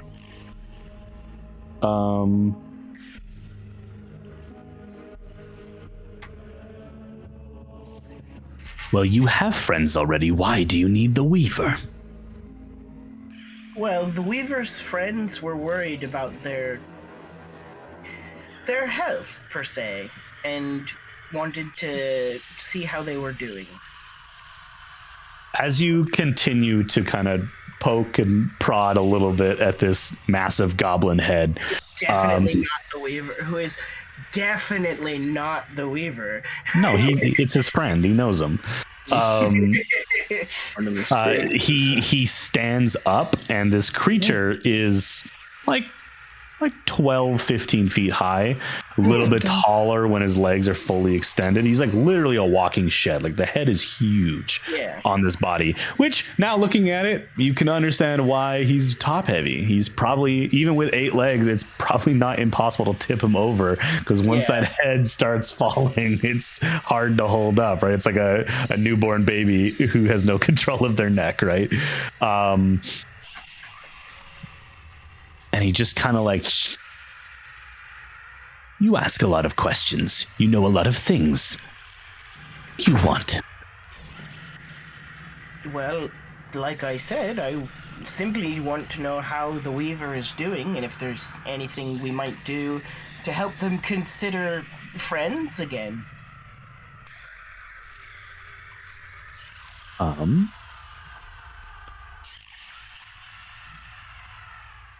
One second.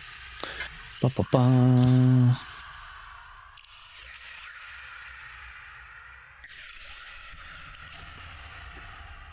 Well, the Weaver suggests that you leave, and he's going to cast suggestion on you. On both of us, or? Just on Moss, which is a wisdom saving throw. What's the DC? 13. I got a 19. 19. So he just kind of hisses at you as you see a little bead of like purple infused dark tendril like magic. Kind of, he stomps one of his spider legs down and it shoots across the ground and tries to grab onto you, like the actual spell tries to grab onto you, but you pick it off. Kind of hisses at you. How did you learn to do that? That's quite impressive. Did the sister teach you? Make an intimidation check.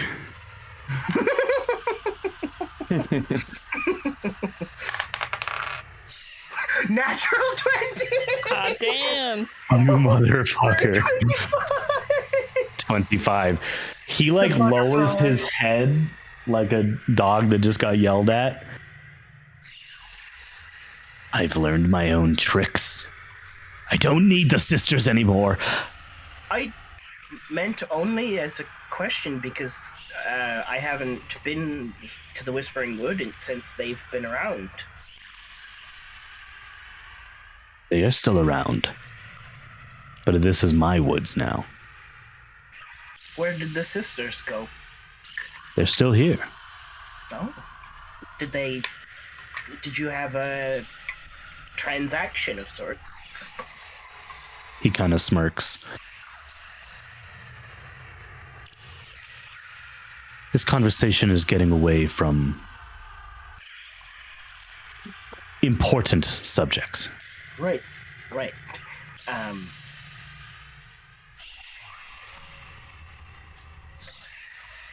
Well, I was sent here by the centaurs, King Firemane, right? Yep.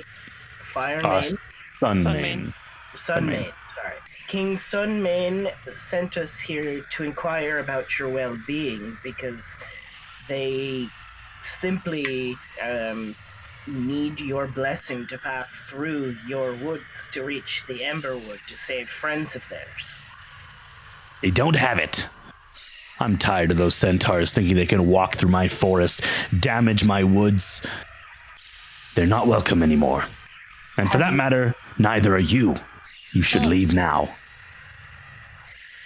Well, perhaps I could speak to them about their rudeness and we could teach them manners, perhaps? I have tried. Might I ask how you attempted? The Weaver takes a few steps in your direction, standing now 10 feet in front of you, towering over even you. Boss doesn't even flinch. Kind of snarls down, looks to Niall, who has not said anything.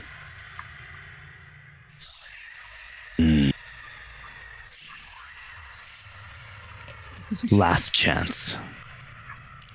You have nothing to offer for me. Leave. Would you like a gift?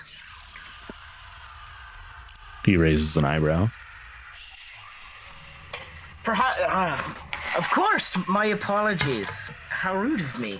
I brought you a gift, and I pull out the Seymour special sauce. 1 bottle. Oh no. Magic potion. Oh. Niles looking to Moss like, what the fuck are you doing? Oh, I forgot about Seymour's special sauce. Seymour's special sauce. Seymour be seasoning that special sauce with some Seymour seems to be plagiarizing dead people. Yeah. He kind of like looks at it. It's very small compared to him. What does it do? What does it do again? Oh God, it's been so long. Hold on. Doesn't it like raise your like con, strength, and dex by like? Yeah, you roll you roll a d6 for all of your physical stats, and it increases your base score by that for a number of hours, depending on the potency of the potion. But when it wears off, depending on how high you roll, the consequences can be as severe as dying. It is basically like an adrenaline shot directly to the heart, which has a downside that if it's too potent, it will kill you. Can't kill him. This is a powerful potion that I came into the possession of while traveling the material plane. That doesn't tell me what it does. Well, when you drink it, it grants you increased... I'm not sure how exactly to word Physical attributes. Increased physical and mental, or Just physical. Just physical. it increases all of your physical attributes. Alternatively, and he pulls out one of his spell scrolls, I have this scroll of Acid Splash. What are you getting? Niall, what are you doing? He's mainly here for protection, but he's also just staring at Moss like, what the hell are you doing? And for that matter, what are the other three of you doing? I'm maintaining the spell, but also like kind of moving slightly towards like around the camp. Getting ready to tip him. No, just like kind of like seeing if I can get a better vantage point and just like looking and just watching and kind of just like also looking around and seeing if there's like other places to like ways to like escape if need be. He has several different threaded like pathways that lead up into the trees, and as you have gotten into this deeper part of the forest, the trees are very, very large and their canopies are very tall, so there's like a network of pathways above you purely made out of his webbing. Yeah, sticky webbing. Sticky. But also, yeah, I'm gonna just like kind of backing up slightly and like moving towards the right around, kind of getting him like trying to see if I can make my way to either perpendicular to him, like kind of like this way, where his like where we would be like this way, or kind of like at an angle behind him. Cool. The potion, however, I've been told, depending on the potency, it can have possible negative effects. I haven't tried it myself, but I did watch the gentleman try it, and it was quite the show.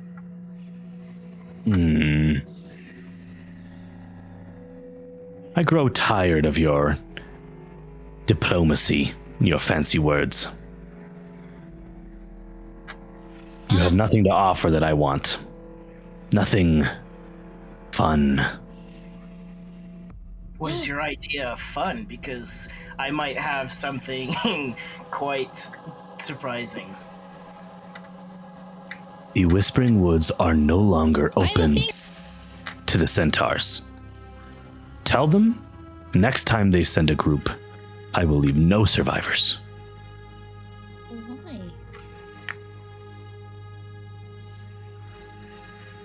The head takes a step back. Niall, you're muted again. I can see you talking, but you're not talking. I need to fix my brain. Is there anything that either us or the centaurs could do that could help to regain your trust? Leave the forest alone. And what if they're friends?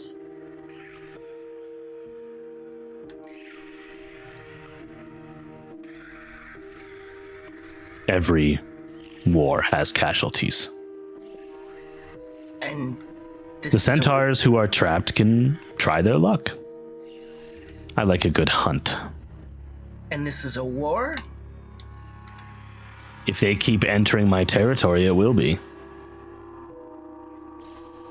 If I were to enter theirs, it would be the same, wouldn't it? Maybe. Oh wait, never mind. I'm not there. A voice from behind. Ah! Never mind. I am there, but I'm not the one I to don't talk. know that for certain. I'm not so certain that would be true. They spoke of you,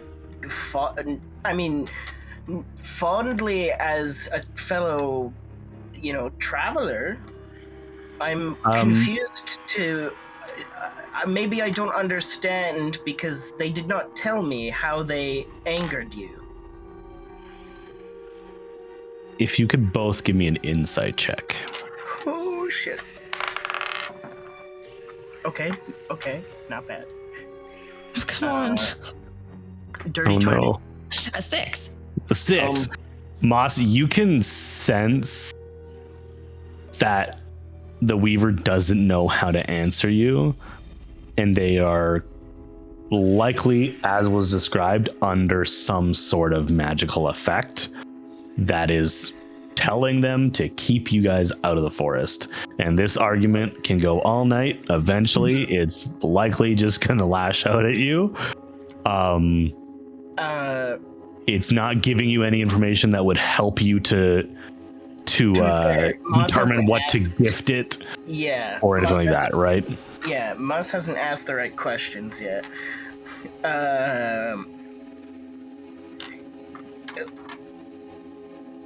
Who's telling you to keep people out of the forest? Telling me? Oof. What do you mean? This is my land. It is If your I land. decide to close it, it's closed. No one controls me anymore. Anymore. It doesn't seem that is entirely true. Say anymore, does that mean that you've been controlled in the past? When I was a child, I was a plaything of the sisters. Aw. But I won my freedom and their forest. How did you win your freedom? I bargained, just like your friend here is pitifully attempting to do. And what did you bargain?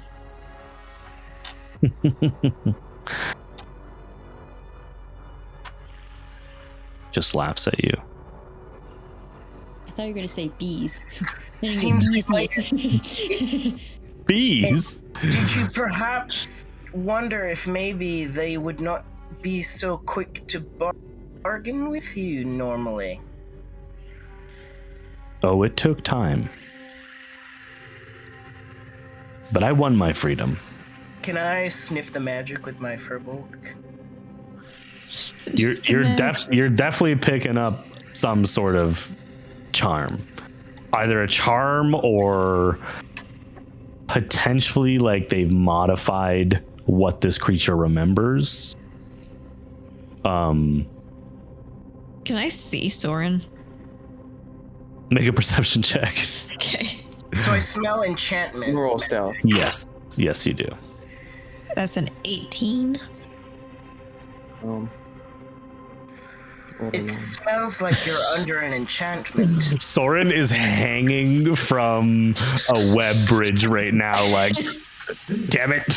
Would I have some advantage since at least for their for the To be seen by Niall? Nah, we'll let them be. But this creature hasn't noticed you. Exactly. Yeah. For the creature.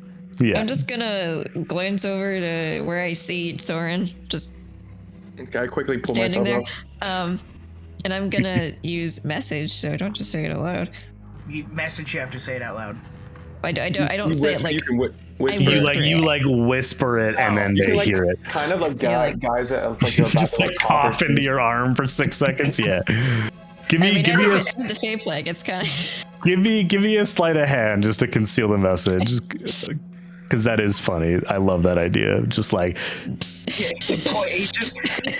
you have to also point at the creature that you're talking to. It's boy, like, let him have it. Let him have it. Roll your sleight of hand. Yeah. I know, it's just funny. You can like cough and like have your finger pointed out. Like that's what, I know, it's just like a really awkward cough with like. Yeah. It's like, or like have like a lazy like this kind of like a lazy. Yeah. Like, What'd you roll? Like a 17. 17. Yeah, you pull it off. What do you message? I was just gonna message like, do you have Dispel Magic or something like that? Because this guy's definitely under some kind of enchantment. Spell Magic's a 3rd level spell, and we're only level 4. I don't know magics. No, We can't do any of that cool shit yet. we don't got any of that good shit. No, Just what I Soren's was like. asking. No, Soren's like. No, I don't know that spell. Well, one of my expertises, might I add, is magic, and you smell as if you've been put under an enchantment.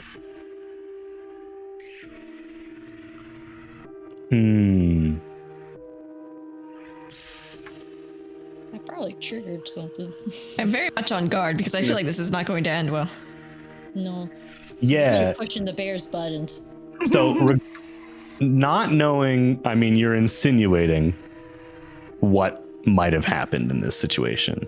And if you're right that the sisters are somehow involved, you've basically just challenged the caster of the charm directly by telling this creature that it's been charmed. One of two things can happen. Fey charms are strong, but they can also be very fickle. If you acknowledge a charm with such certainty, it can even break the charm. Man, Which it's is like what I'm really hoping for. it's like if you walk through an illusion because we have to walk him through the logic. Exactly. Enough that his own mind Hopefully. snaps back into form. So Think I'm gonna roll a about D100. Moss is gonna keep talking as well. Think about it. The sisters would bargain were they ever nice to you? You said they treated you like a pet. Wouldn't they just change your memories? If you're going to ask me, who's also bargained with someone of great power, I think he's it's never that easy. bitch. Gonna roll a something D100. right now. Do you want to moment of truth? You want to get above an 80. This is a high charm. No. 80% chance of failing. All right, can we get below a 20? You gotta roll above. Kidding. That's a 41. So You instead piss what off. happens is the Weaver attacks. As a jerk reaction, is going to make a bite attack at you, which will trigger initiative here. I'm gonna protect Moss.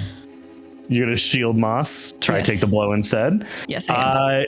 Roll a dexterity check just to see if you have that reaction, since it is technically a surprise Yes. in the loosest of terms. Yeah, I feel like. Well, that's a nat one, so. Okay, so this is going to hit Moss. Didn't roll very well, though. Does a 15 hit you, Moss? Yes, of course. What's your AC again? 13. Okay. I could have. Actually, no, I couldn't have taken it. Never mind. Rolled fairly decent. That is 11 points of bludgeoning damage, and you are grappled in the creature's mouth.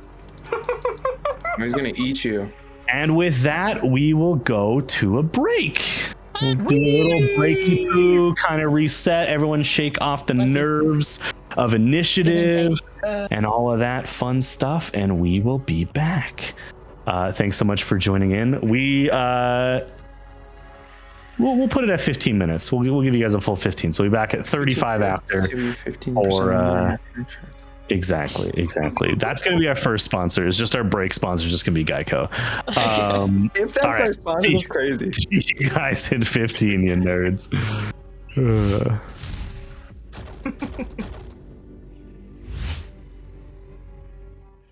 No fucking rules. There's no rules. I mean, you There's one rule. That made it live. I'm so glad Niall saying there's no rules made it live. Hey, we're back. We're about to jump into combat. Yay. I am temporarily using the sketched image of our dear friend the Dream Reaper in lieu of the Weaver. But let's go ahead and roll some initiative, guys. What rules? You said the bitches. Spoopy. Ba, ba, ba. So spoopy. I'm rolling. Let's go. Oh, okay. That was nice. Forget how to use Foundry. Me too. Oh boy. It's not a hot roll for him. 17. What if I have... Oh.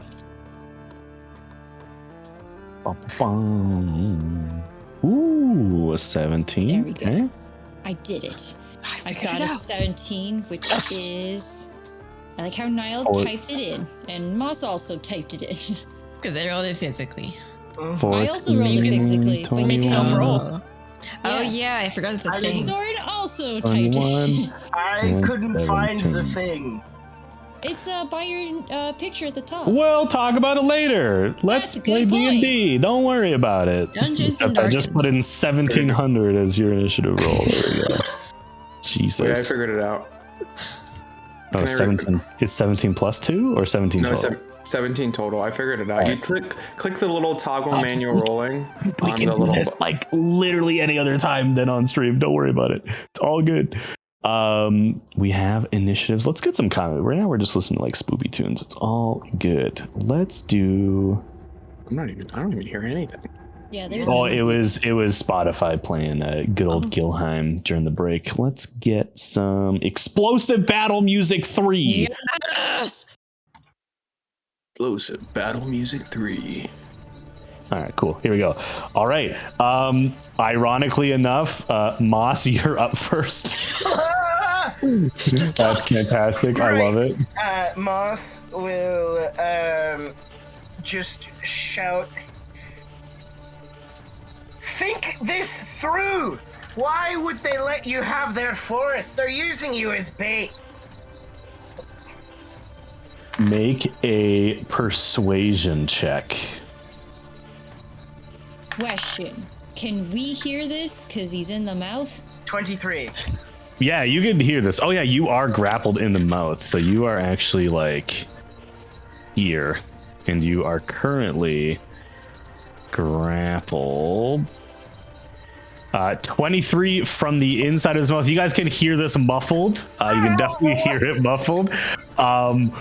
Listen, man, it's not what you're eating, it's what's eating you. 23 with disadvantage, you said? I didn't hear disadvantage, sorry. Yes, sorry. Partially because you're in the mouth and partially because he's charmed, so it's just harder to get through to him. 21. 21. Lord. Still incredibly good. You see him. You don't see him. Your head is in his mouth. Niall is probably the only one who sees this just because you're close enough to the light that the firelight is giving off. He kind of like cocks his head and like is thinking about it, but he's still chewing on your friend. That is your action to try persuade. You have a bonus action and no movement unless you can break the grapple, but you can't currently. I wish I had my Misty Step. I'm sorry. Well, hold on. Misty Step you get from your No, features it's and from- traits. No, not till it's a higher level. Probably like a level 5 or 7 thing. Yeah, it's like a level. You have Hidden Step as a racial trait, though. Yeah, that's my invisibility thing. Oh, right. That's not. I see what you're saying. Yeah, that's not your band. You just go invisible in his mouth. I love it. No. All good. All right, Aqua, you are up next. Unless there's anything else for you, Moss. No, actually, two-weapon fighting boomerang in the mouth. Well, use your action to try persuade him this turn. So you can't use your secondary, but next turn you can double boomerang him. Oh wait, could I, as a bonus action, like uncork a bottle or something? Just like. Oh my god! Ready? Yeah, I'll let you do it. Sure. Oh my god! I'm gonna. I think it's no. What's happening? What's going on? What's the wizard meth do again? Like specifically, the no sleepy pills. Just keeps you awake. It just keeps you awake, including magical sleep. Yeah. Okay, not that. I'm gonna dump an entire bottle of ink in his mouth. Improvised poison. I like it. Sure. We'll roll a Constitution save. See if he can throw you up. It's a 17. Most items start with like a 10 to 14 DC. We'll say he does not get poisoned. But you guys see, as you don't really see what Moss is doing. Suddenly, there's black ichor pouring out of the mouth of this creature. Niall's just like, what the fuck is going on? What the fuck is going on? Aqua, it is now your turn. Now Aqua's slightly panicking. Because, all of a sudden I see black stuff coming out of the mouth and Moss is in the mouth. So she's going to run, grab Moss's legs, and pull with all her might to get them the fuck out of there. Okay, absolutely. This will be a opposed strength athletics check. Okay. Versus As we just the discussed, creature. Aqua, your strength isn't that bad. This is Exactly. the most embarrassing thing Yeah, this is that's not ever great. happened. And then what am I going against? Well, what do you roll? It's a- contested, so it's versus what he rolls. Oh, okay. I got an 8. An 8, not enough. So you run up, using 20 feet of movement to get up to Moss, and you're just tugging on his legs. Moss, you take 2 piercing damage as the jostling of Aqua trying to get it out hurts you more. That's your action and most of your movement. But to be careful. You're gonna stay there? Moss, what's your current health, just so I can keep track of it? 21. 21. Okay. I have shape Not- water, but I don't know what to do with that. Oh, can I shape water and Is that an action or a bonus action? It's a bonus action. It is a bonus action. Yeah, because of your subclass. Yeah. I want to make 2 kind of balls and shove it up the goblin's nose.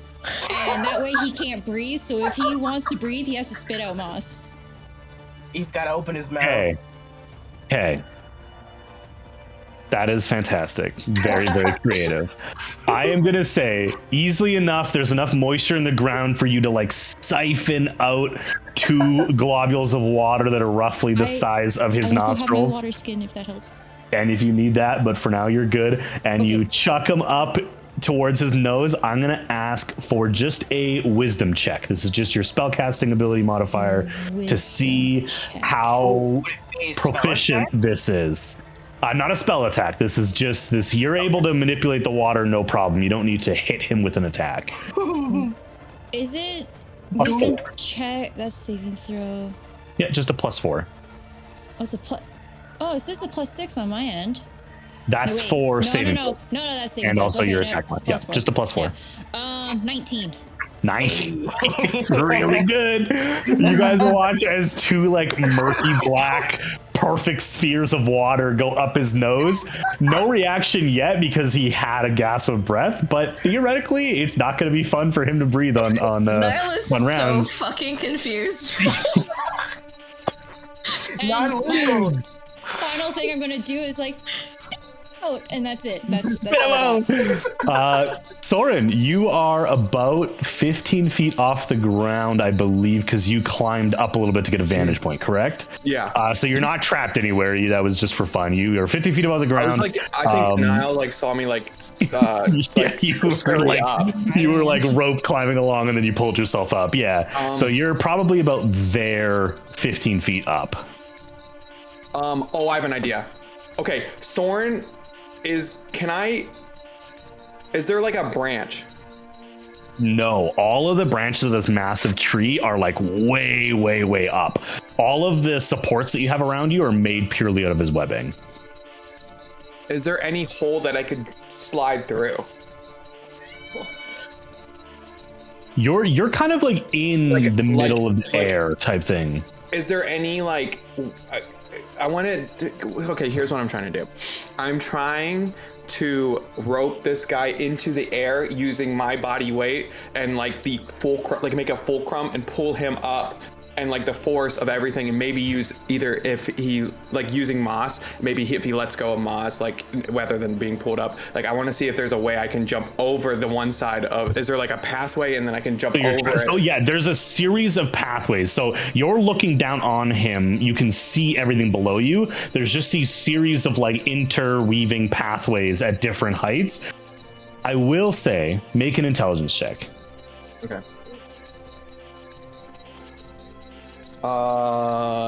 22.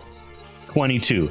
Just from what you can see, it's from its chin to the top of its jaw is about your size.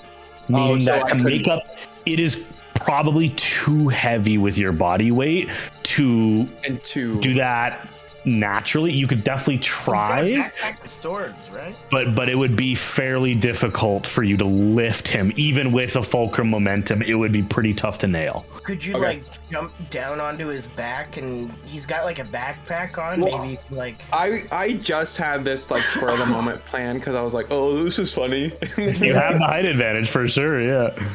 No, I think Soren's gonna like take a leap and try to jump onto his back. Yeah. As I Give do, me athletics or acrobatics to leap, because you're 15 feet up and 10 feet away. So this is like a 25-ish foot vertical down. Oh man. that's a 13. 13. You only take 4 points of bludgeoning damage, fall damage, as you land successfully on the back of this creature. 42. Okay, and then as I'm gonna do that, I'm going to smack my hand on the back. Like as I do, I'm just like casting inflict wounds Ooh. Oh my at a god. second level. Okay. What's the saving throw? Or no, it's a Nothing. hit. It's just a hit. Yeah. Roll to hit. That's a nat 20.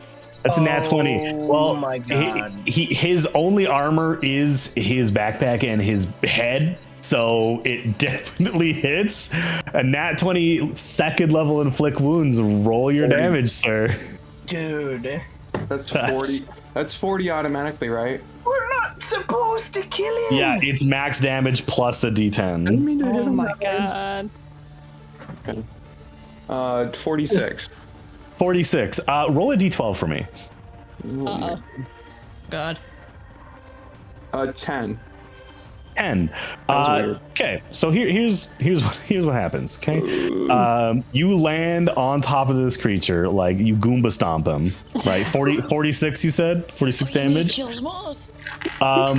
You see this creature kind of like mushroom bloop in as like the weight of Soren's impact pushes Oh my him down. God. It does cause him to bite down harder on Moss, taking 2 more piercing damage. Okay. Yeah. But it's alive.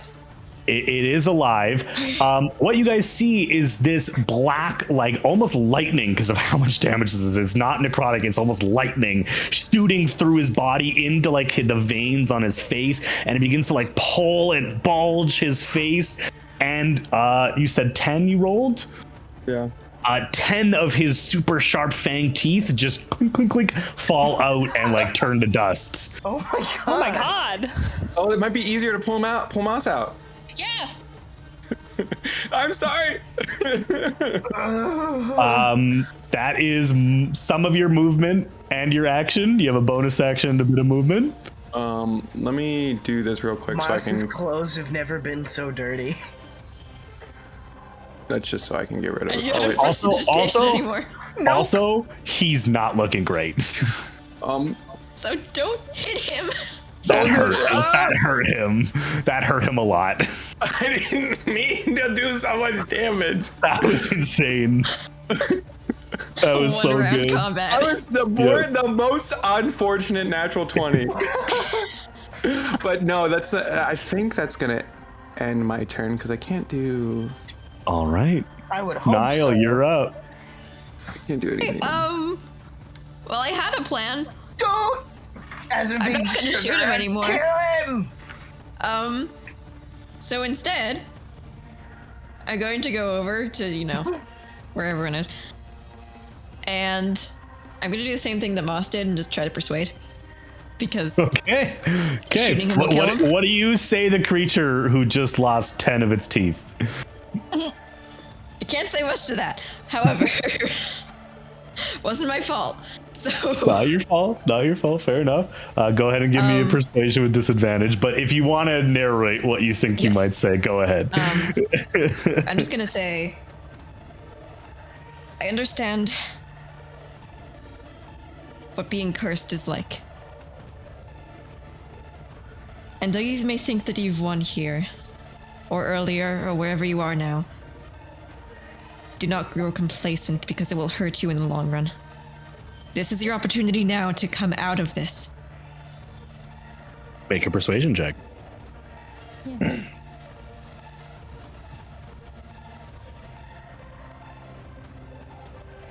Persuasion. It's a 15. 15. Okay. That is your action and a bit of your movement. You have a bonus action, or you can end your turn. I'm gonna end my turn. Fantastic. The creature, enraged by literally everything that just happened in the last 6 seconds, is going to attempt to swallow Oh my Moss. god. Oh, he's gonna breathe in. which is a secondary opposed grapple to basically Oh, avoid being God. swallowed, because you're Oh, large. Yeah, I'm very big. Okay, I also count as one size larger when it comes to that's true. um, I think it's for carrying capacities and strength and stuff like carry, push, pull, lift, drag. that. Sure. What? Swallow. Being dragged Swallow. down. No shot for a total of. For a total of with dex or This would be you're trying to resist him, so this is strength. okay, so 18. So -2. Okay. He rolled a 15 plus 4, which is a 19. Oh my god. So he does swallow you even with a nat 20 because it's a -2 to your strength. Which means you do take I'm rolling really shit. 7 points of poison damage as you are, or acid damage rather. As you are beginning to be digested very, very slowly, and you are in a mix of ink and blood and like tooth bone that's in his mouth now. And with his second attack, he is going to slam into Niall. Got closer, so he's going to slam into Niall here, trying to rush past you. With a 14 to hit. Doesn't hit. Doesn't hit. Okay, he kind of brushes along the side of you rather than ahead of you. Into With the fire. Moss and Soren along for the ride. That ends his turn. Nico, Well, that's you are not up. good. You have witnessed. What is What happening? the fuck? I can't even describe what you witnessed because it doesn't make any sense. But it is your People turn. are People, wild. someone getting swallowed. I would like to move a wee bit closer to get on the edge of the firelight. And then with Mork on my shoulder, I love him to do a fabulous little dance, and I'm going to cast Hideous Laughter. Oh, that's good. Nice. So the creature He needs to does make a a wisdom saving fabulous throw. little dance. He does. Like He's doing got his the- little, kicks. yeah, he's got a can with Like- his lance. Imagine like the on my new Russian cat like- dice. That is a kitty smile. That's a nat 20 for a total of 24. I regret I'm giving so those to you. sorry. It's a cute little smile. It's so cute. Punch I me in the hoped face. for the cat's butthole. Yeah. I honestly, with your description of Mork doing a happy little dance, I did too. It would have been great. It would have been perfect. You probably have a little bit of movement and a bonus action if you can think of anything, but if not, Nope, that'll be it for me. I'll stay It's where I really- am, but I'm gonna get into the light so it can see me. Hey, Soren, you want to climb down this thing's throat and pull it? I have an idea. Moss, it's your turn. You are now grappled and restrained in the creature's throat. What is restrained? I can't move. Restrained, your speed is 0. You can't benefit from any bonus to your speed. Attack rolls have advantage. Your attack rolls have disadvantage, and you have disadvantage on dex saving throws. And you're grappled, so you also have speed of 0 from that.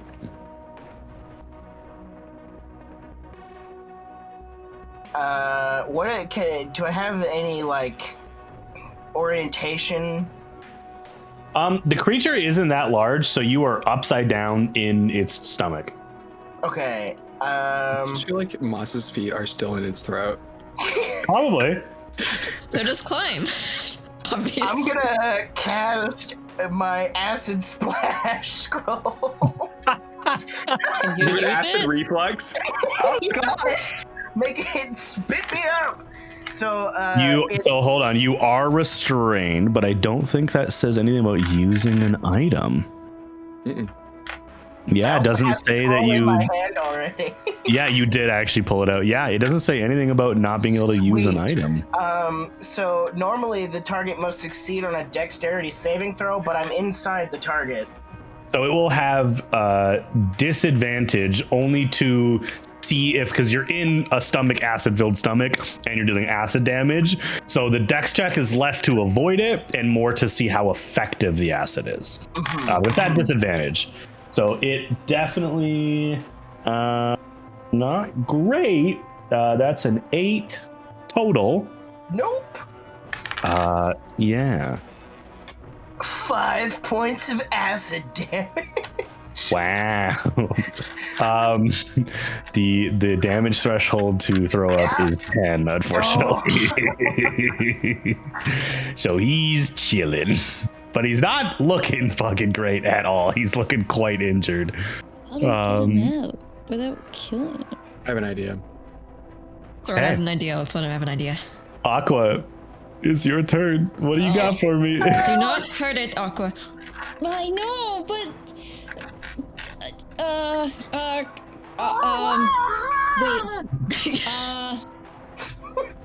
wait, I'm double checking something. Can I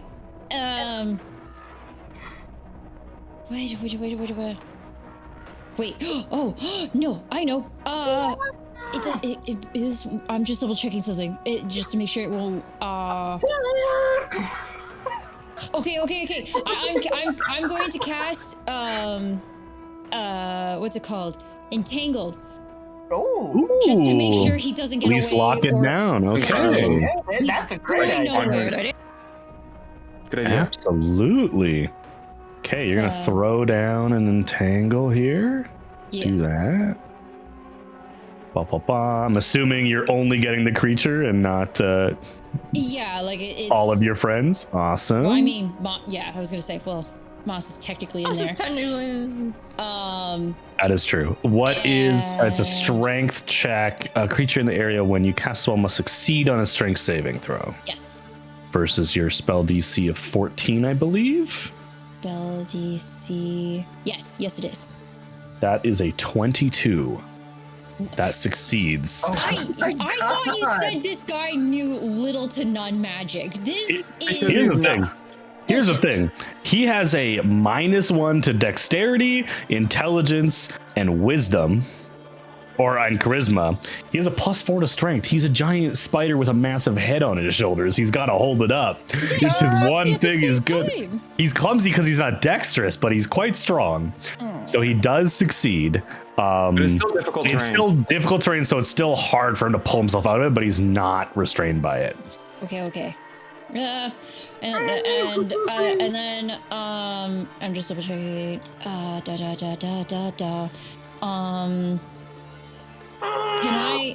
Can I somehow with the stuff in his nose kind of like swivel it around to kind of tickle his nose so he can sneeze and maybe Moss will come out that way?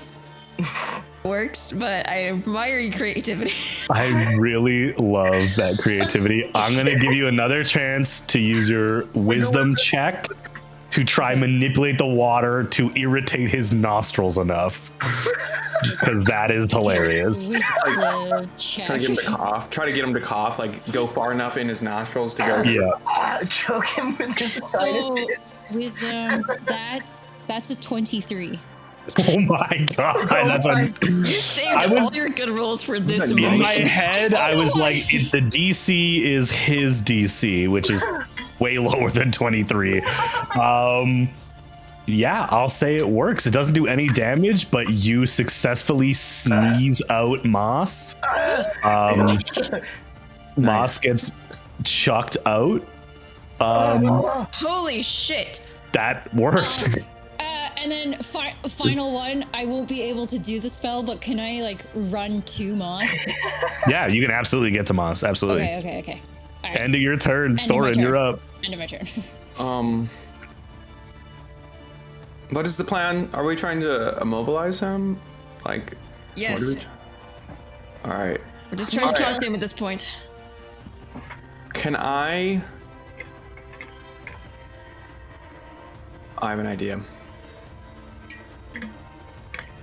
Fuck. Damn, all my thought process was to getting Moss out. I was gonna try to like pull on his uvula with my sanguine robe. I was honestly waiting to see if Moss would try drop kick his uvula. Boomerang the uvula. Yeah. But no, I'm going to see if I can climb, or if I can. Oh, shit. Fuck. He's looking quite hurt. Yeah, as I well. know. I wonder.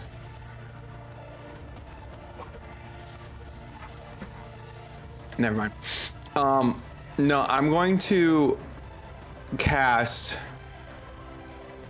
Can I? How long does this last? Could also heal him. I could, but I have an idea because it's like. All right, can I jump down? Is there any like 2 trees? Or wait, no. I have an idea. Can I? 1, 2. Can I jump down and try to like?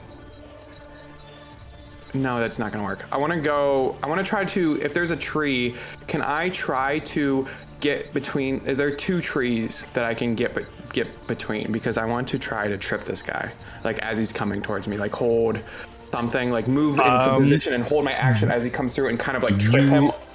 You would probably be better off tying off on the large tree here, this guy here, and then you being the other anchor point and hold the sanguine rope if you're trying to trip him. The area around you is quite sparse with trees because this is like an open area where he has kind of made camp for the night. So you could do it. It would be about 60 or so feet away. Well, can I get here and then? He does take an opportunity attack as you leave. That's fine. I assume he's probably gonna try to swallow me. 25 to hit. That hits. He's gonna bite you. Oh, we gotta swallow another one. It's okay. I'll just kill him. Don't. Just kill him. My life is more important than whatever stupid ass fucking treaty they have with this guy. It's 12 piercing damage. Oh, that doesn't do anything.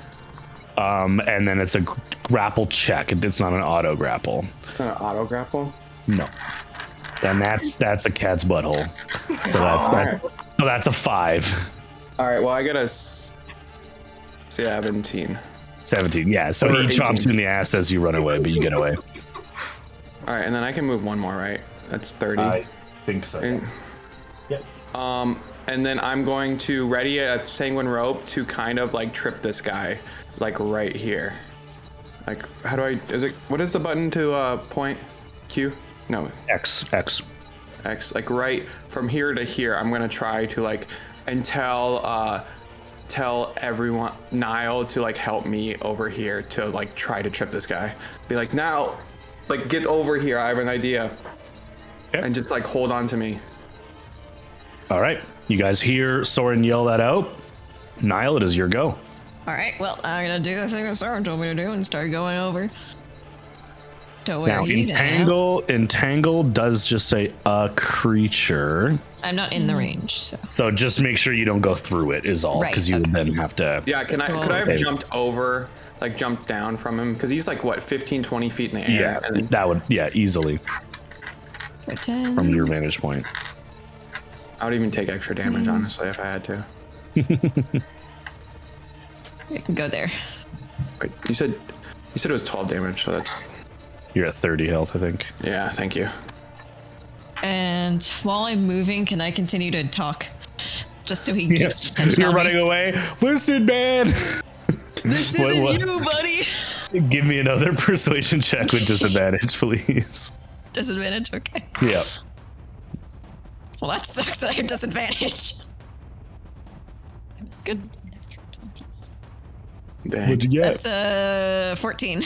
14. That's not bad. Okay. I Every got a little 19 bit the helps. first roll, so you know. Gotcha. All right. Anything for your action, or you just you're waiting to see what happens? I'm with them? sitting here waiting for Soren to tell me what to do. Just hold on to me. All right then. Hand To on like shoulder. assist me in the pulling. Like I'm going to Yeah, try you to. can use your action to kind of make sure that you're grappling him well. He autofills the grapple, obviously, to let you hold on. It is now the creature's turn. Come get me. It is going to use 10 feet of movement to push forward, and it is going to bite Aqua and then try slam into Moss. Oh no. So to hit Aqua, that is a 18 to hit. Oh, yeah. I'm a 16, yeah. That is Bring him back. Or that's 10 points of piercing damage, and then please make a contested grapple, please. That's another natural one for a total of 5. Good God. So 2 cat buttholes in a row. What I was like, oh, so I'm good. But what if I roll a natural one? Well, thank God you got low, because I got 5 plus 3, so 8. You win. Okay, so he just bites you, doing that 10 points of damage. And then he's gonna try basically hip check Moss a little bit. That is a 14 to hit Moss. Ow. That hits. That is another 13 points of damage against I'm Moss. out. Oh my God. Shit. I didn't think you were that. Oh, fuck. He had 12 HP, I'm pretty sure. Nope. I Oh, thought you. Okay. you just hip checked him. Yeah, so Maz just like hits his head against like Could I- the box and just is out. Seeing him take out Moss, could I use my sanguine rope, but instead on him, on Moss, to bring him towards me? Yeah, because you were holding your action to use it. Yeah, because I'm just like fucking pissed at this guy now, and I'm tired of like trying to capture him because it's like he's after blood? You can absolutely use a sanguine rope to try pull your dear friend. So go ahead and pass that off. Let me know how much damage you're taking from it. Just enough to get Moss. So. Oh. 5 times the number of hit points spent. So Moss is what? How many feet away? Like 20, 10, 15? So. It's 15, so it'd be 6 hit. 3. It's 5 times the amount. So it's 3. It starts out with 5, 3 to the target to 10. Yes. 5 times the number of hit points spent. So I'm just sacrificing. Gotcha. Well, I guess I gotta sacrifice 5 at least on minimum. I don't know. I'm just gonna do 5. It's 3. It's 3 minimum. 3 minimum. You're I'm good. gonna do so 3, and then I'll just do 3 HP. So I'm at 27, but I'm still gonna cast it. He's an unconscious target, so you do have to attack him to latch onto him. He is prone, and this is technically this counts as a melee. I think 17. That hits, yeah. Uh-oh. All right, I pull him. I pull And him you pull Moss towards you. Wait, does easily that enough. count as a melee? No, It doesn't do damage. Okay. He It's can not choose the to guitar. inflict damage. Yeah. No, it's not guitar whip, so. All right. So you pull him towards you. That's your action, or that's your reaction. He is moving in this direction. So he's used. Can I? I was gonna say, can I have him 20, Moss under me so I'm like kind of over him? 30. Yeah, I'm leaving him in that space, but yeah, he's on top of you. He moves there with his movement because there's so much entanglement. You can take an attack of opportunity if you wanted to, Aqua. Do it.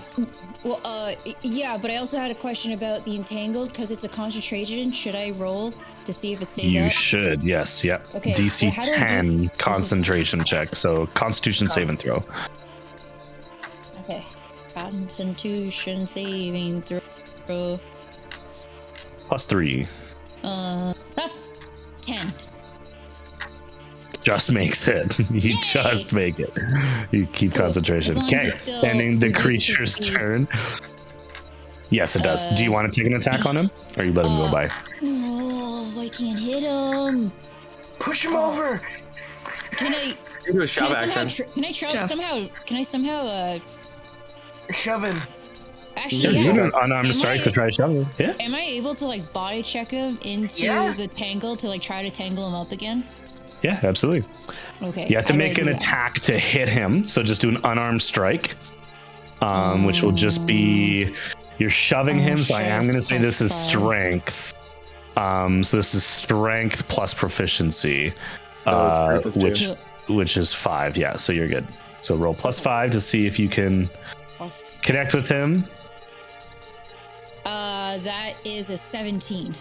That does not hit, unfortunately. You just kind of like push on his spider legs, and he keeps walking. I was gonna say, do I end up in the tangle? No, no, it's not a net one. Okay. Nico, it is your turn. Moss is flying very close to you, unconscious. Blood fine. everywhere. I would like to. I still want to see if I can obtain the objective. I'm going to try and cast Detect Thoughts. Okay. It specifically says, come on, Foundry, how do you work? As an action, you can probe deeper. So I assume that would be my action next turn, because it would be an action to cast, and then an action next turn. So to you probe get deeper. surface thoughts right away. Okay. From casting it. Okay. Because I still want to figure out how it's cursed, and you know, Sure. everyone else is So expendable. surface thoughts are very typical. These guys need to get the hell out of my forest. If they won't leave, I'll make them leave. And he's kind of just in like a frenzy mode right now. That's your action. You have bonus action and movement. Yeah, I'm getting the fuck out of there. I'm just gonna scoodle my little poodle like 25 feet north. Just, you know, get me out of there. Okay. Yep. And that's me. Okay. Moss. Give me a blind save. How do I do To that? do that in Foundry, you click the little ghost, the next to the ghost icon, the little blindfolded dude. It says blind GM roll. Do I need my And sheet? then, Is no, it- you can just do this right in chat. Oh, oh, I see it. Yeah, next to the ghost, it says there's the blind folded dude. It's blind GM roll, Little and then you bandit. can just click the D20 and make it roll a D20. And D20. Oh shit, you got a question mark. Hey, He got man, a question mark. I don't know what that could have been. Ooh. All right. Ending Moss's turn. Aqua, you're up. Aqua is pissed, so she's going to cast the cantrip Thorn Whip. Ooh, grab one of its legs. Yeah, and I believe All right. it says,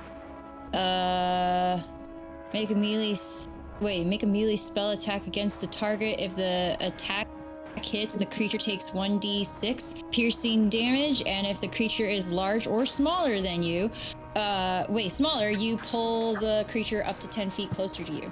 In other words, I'm gonna try to put him back in that stupid fucking. Oh, where's my dice? Anyways, Roll to hit. Okay, so it's +6. Oh, why are my attacks so low?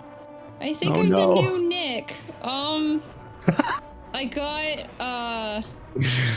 got an 8. An 8 is not gonna hit. You guys watch as the figured. thorn whip wraps around the like chitinous spider legs and is cut itself by the sharpness of the legs. That's your action. You still have a bonus action. Bonus action. I don't really have. You have healing word.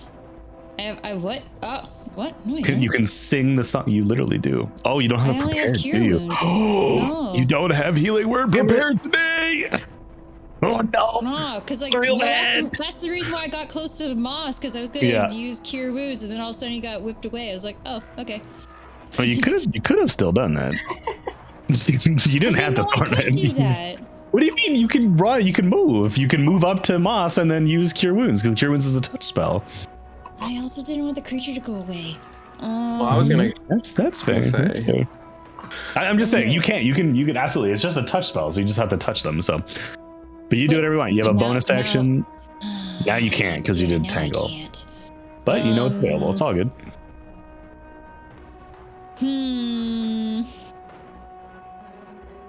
What does Missy's step do again?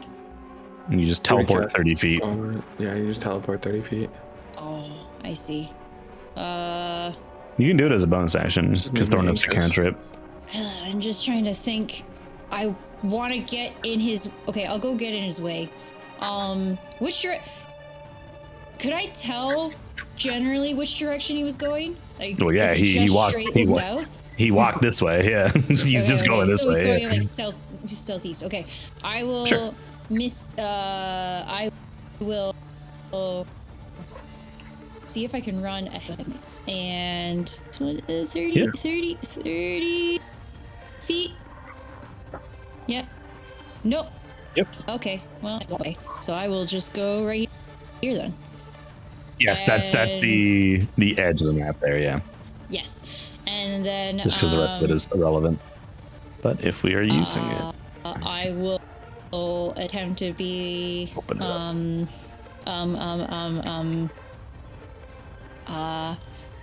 we're not done talking, and then that's it. That is my turn. as you run away, Soren, your turn. Fuck me. I have an idea. I don't know if it'll work, but Those are my favorite ideas.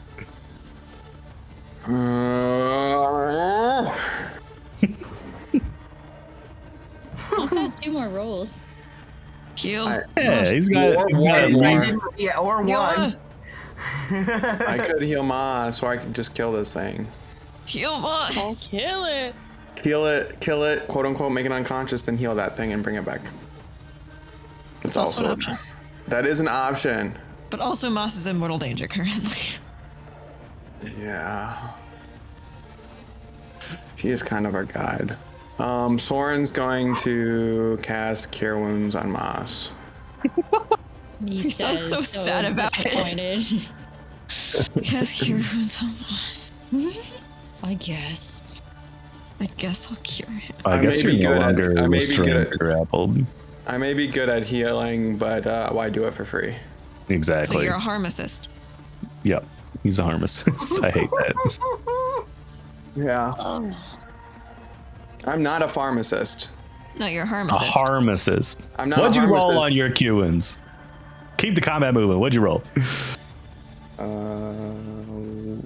Not very good. I rolled 2 1s because I even with advantage on the fucking heals. So +5, that's 6. 2 1s plus 5 is 7?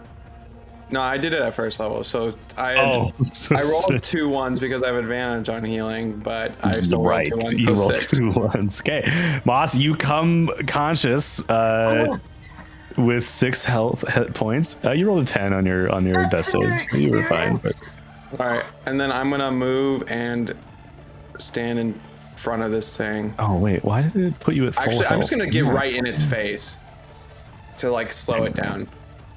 Yeah, I'm gonna heal Moss and then just run towards it. All right. Now you're up. This might be a bad idea. Niall, What?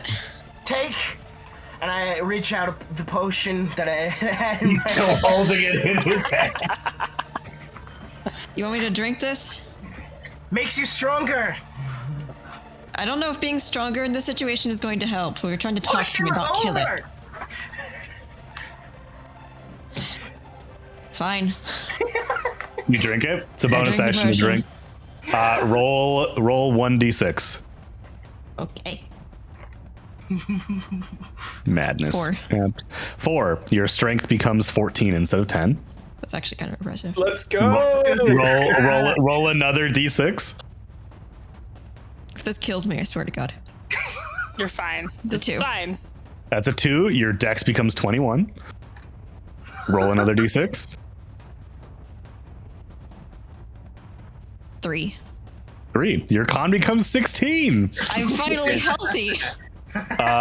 Keep track of those numbers, by the way. It was a 4, 2, and a 3, I believe, right? You've been healthy. Just write that down so you have that for later.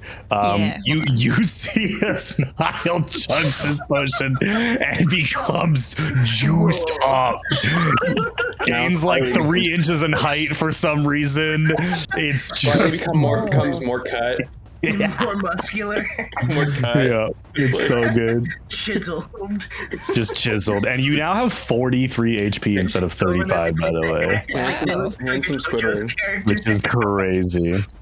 That's so funny.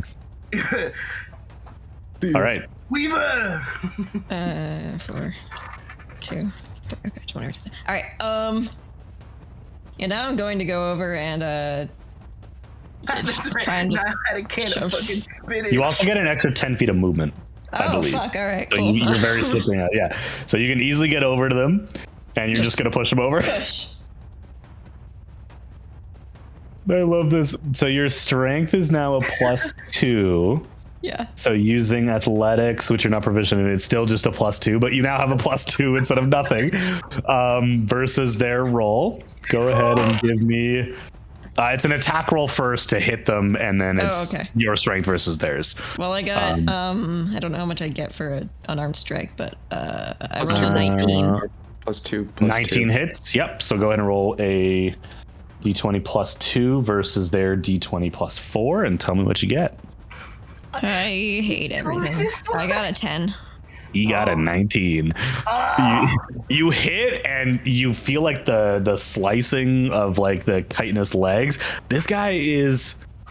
Oh wait, no, he gets disadvantage. That's the whole thing about him having a giant head, is that he's easy to push over.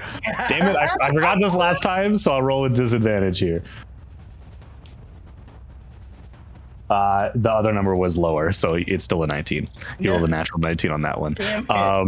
But he is pretty wobbly. That's my apologies for forgetting that last time. But we'll remember that going forward. But you are swelled up. This is so strange. I feel like I'm gonna have a hangover after this. Correct. You will. Ending your turn. I'm sorry in advance. Is there anything else I can do? You have a bonus action and a lot of movement. I do have a bonus action. Was the bonus action to chug the potion? Oh no, it's a bonus action to check the potion. So you have movement. You could you could action surge, but I could action surge. you want But to keep trying to I could try again.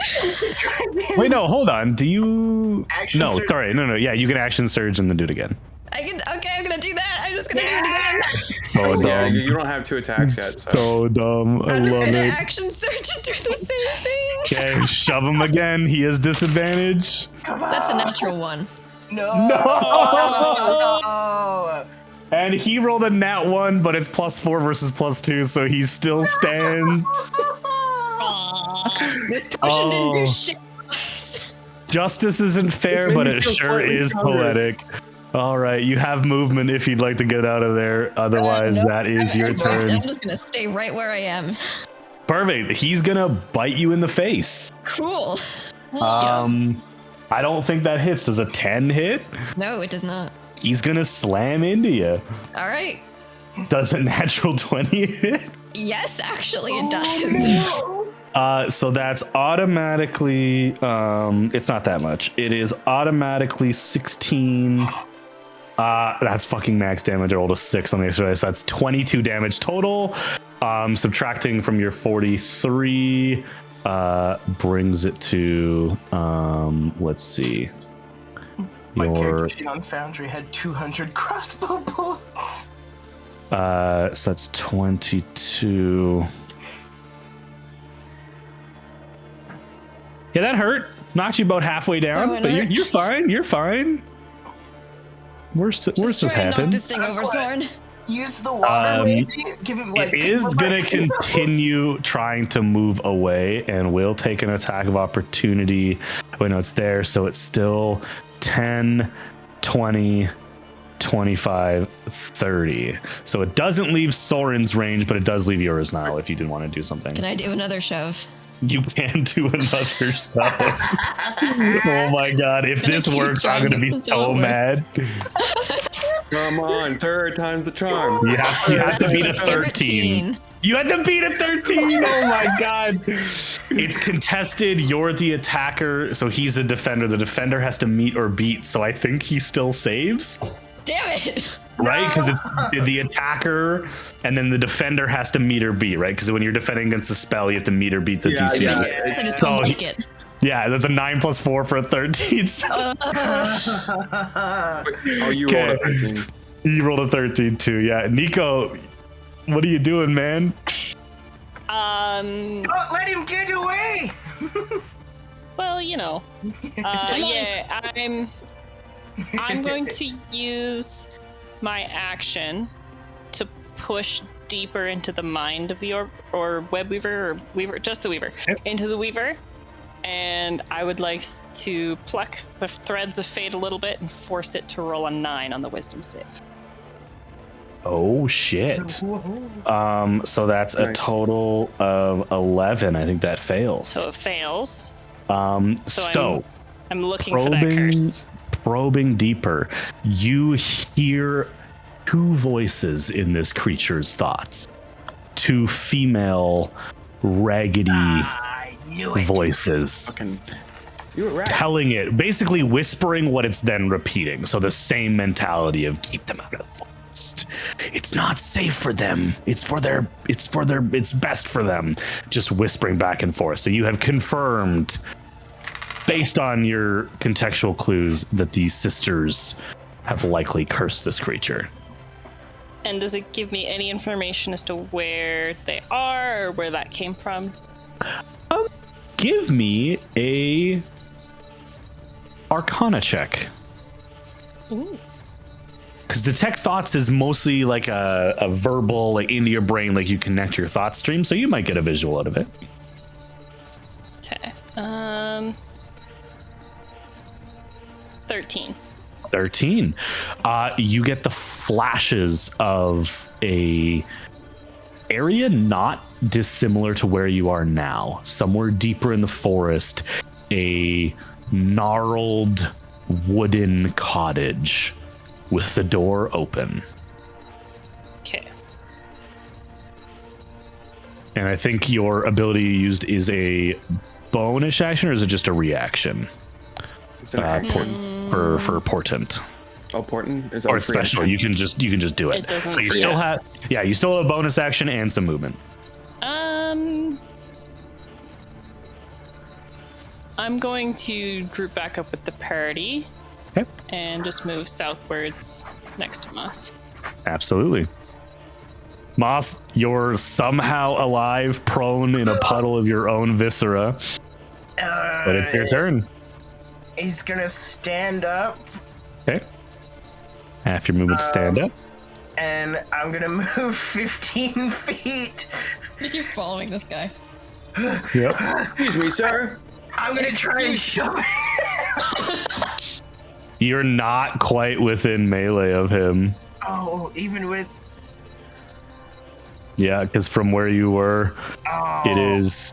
Well, This he- space is. Oh no, I guess you 1, 2. Oh yeah, you're right. You're He right. moved Sorry. forward instead of You should be diagonal. there. Yeah, there you go. Haha. Go ahead and make a shove attack. We're gonna keep doing this until it works. You have to beat a 15. I'm telling you right now, 15. Oh, ah, You have I to get don't at least a have any- 17. I have a -2, guy. Yeah, you have to get a 17 or higher. 17 or higher. You have to get a 18 or 16. higher. I got Well, it. No shot. Oh my goodness. Moss, you wipe the blood off your face, stand up, use Niall's shoulder to kind of propel you forward, grab on the sword and say thank you, and then you fucking uppercut one of his legs, and it folds inward easily, and he is knocked prone. You knocked him prone. We did it. His spider legs are now in the air like a spider when it dies, where it kind of just I curls turned up. invisible. Yeah, you turn invisible, okay? Are we going to try and convince? Okay, he's gone. It's invincible until like his next turn, right? Yeah. Yeah. Oh my god, Or Bruno invisible. has the ropes. No, I have rope. He took. Time up. Aqua. I thought he took all. Not all I of have them. more than one rope. I Yeah, cut yeah. them up and Yeah. I never got distribute mine them back. Oops. Okay, Aqua, that's it's your my turn. fault. So it was the 17 total with Oh. -2. I also can use a blood rope to tie him up. So Oh my god. Just a blood rope. But we can't put any All more right, Aqua. damage on him. What are you doing, I'm not gonna Aqua? hurt him. It'll hurt me. Wait, I'm double checking. I forgot to read this instead of can it? Oh, you bitch of a creature! I can't. There's no. What is happening? What? All right, DM, you tell me. Huh? What are you there's doing? a giant wolf What are spider you tying yelling about? up his legs with my web. You want to turn into a giant wolf spider You'd and have to do tie that. him up. You'd have to do that on his your next turn, technically. legs. It's a bonus action. Yes, I believe your Turn it on. wild Yes, shape that it is an was. action. No. A Oh. wild shape is the action. So you wouldn't have Yes. an action on your turn to tie them up, but you could turn into a giant wolf spider on this turn. Absolutely. You'd help. Yeah, I was gonna say you can help me next I turn. did that in the Underdark one time. Hell yeah. Oh. Okay, yeah, I'll turn into a giant wolf spider because then if he somehow gets back up, Oh. then I can at least Knock him down again. Yeah, knock him down. I'm assuming- I'm my assuming you get up vision close to him. disappeared. Yeah. Oh, my whole vision is gone. I can't see anything. Should be gone. I'll fix it. Don't worry about it right now. Okay. I'll look at. This is an picture. arachnophobe's fever nightmare. This is Well, true. you have a bonus action as a wolf spider, which I don't think is anything. Yeah, so you have movement, and that's it for your turn. Action. Yeah, that's it. Yep, that's it. Cool. All right, ending your turn.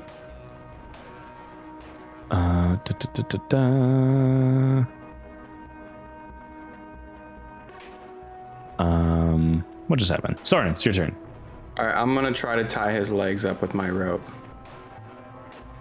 You can try to tie his legs up with your rope. Or just tie. Can I wrap? Actually, you know what? No, that's not as effective. Just tie like a few of them together. Yeah, can I tie 4 of his legs up?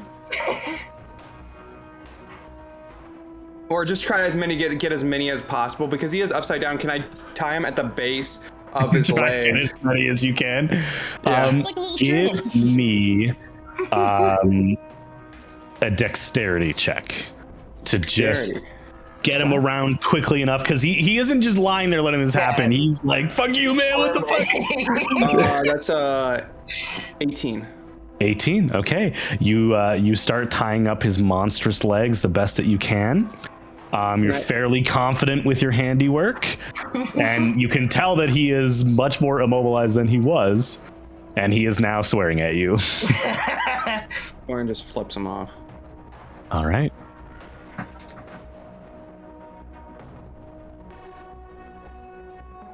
At that point, you get to his turn. He's going to attempt to break out.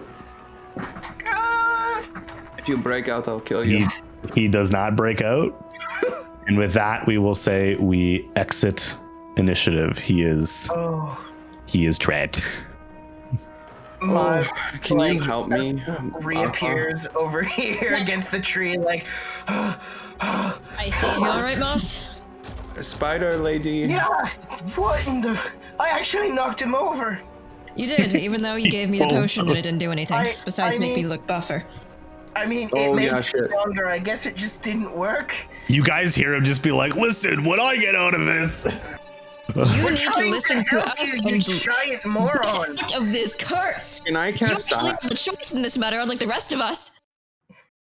He's just yelling at you. You're yelling at a cursed man. That's not fair. His whole purpose is to tell you guys to fuck off. I'm a cursed man. I've seen into his mind. I think I know where the people who it's the 2 sisters, I think. There's a cottage deep in the forest. No, I'm just kidding. I was gonna cast silence on him just to fuck with him. Save your spell. I want you like when we're having this conversation in the background, you just like make your microphone quiet and just go like Yeah, 100%. He's groaning in the background. But in that case, saw into his Oh, mind. good. Should we go try and find wherever these sisters are? Do you know from what you saw where we need to go? Well, I heard it was just somewhere deeper in the woods, a cottage, and it had its doors open. I could see, actually, if I can probe a little bit deeper, the spell's still active. Yeah, you can see try. if I can find it.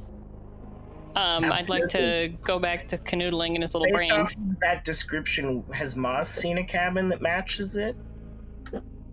You have not. Your travels through here were mainly just traveling through. Yeah. So you don't have really a location. You just know it's deeper into the forest. Mm-hmm. And Nico, you're trying to just see if you can glean any more information. So you're actively kind of listening to like the thoughts. A path, how to get there, anything like that. Okay. I will say do you think you've used detect thoughts often in Flintgate? Yeah. Often enough. Sometimes you just need an answer that someone's withholding. No, I don't have time for that. And it's easier. You are familiar enough with your abilities to know that the easiest way to get the information that you're asking for is to make them think about it by asking them about it, by saying, oh, no, I don't care where they live. You know what I mean? Like tricking them into revealing it unintentionally in their brain. So I will say, no need to go through all the details. Just give me a flat persuasion check to kind of coax him into start chatting him up. Yeah. If she's doing this, can I tap her shoulder and give her guidance? Sure. Yeah, you see her like focusing on something, like you might need because this. she announced it like she was gonna try to canoodle in his brain or go probe deeper or something like that to find out. Deeper. So as I'm like, kind of like securing the ropes, I'm gonna like tap her on the shoulder and give her guidance. Absolutely. Soren and Spider Aqua. 10. 10, even with guidance. Yep. Yep. It you again start seeing images of the house. You see him like walking up a path. There's no sunlight to really determine like a cardinal direction. I will say, what is your passive perception? I don't know where anything is on Foundry. It's 12, I believe. It's not high, yeah.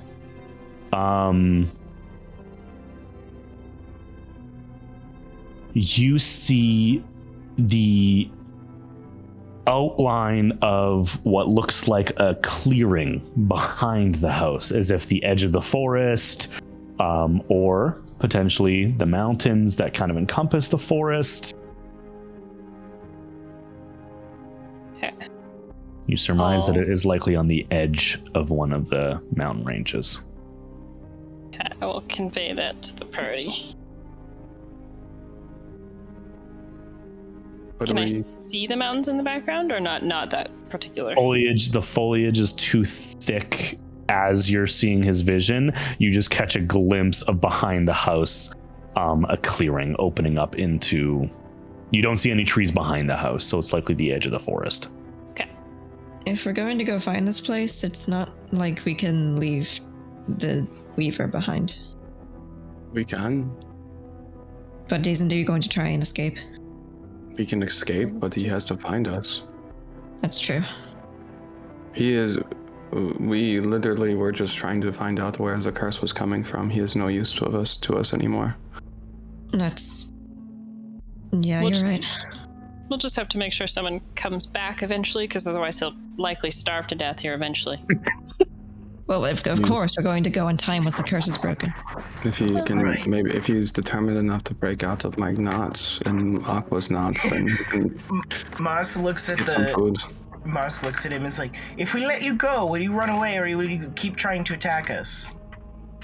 I think until he's not cursed anymore, he'll attack us. Let's just not risk it. I know. I just wanted to ask to see what his reaction would be. What do you say, big head?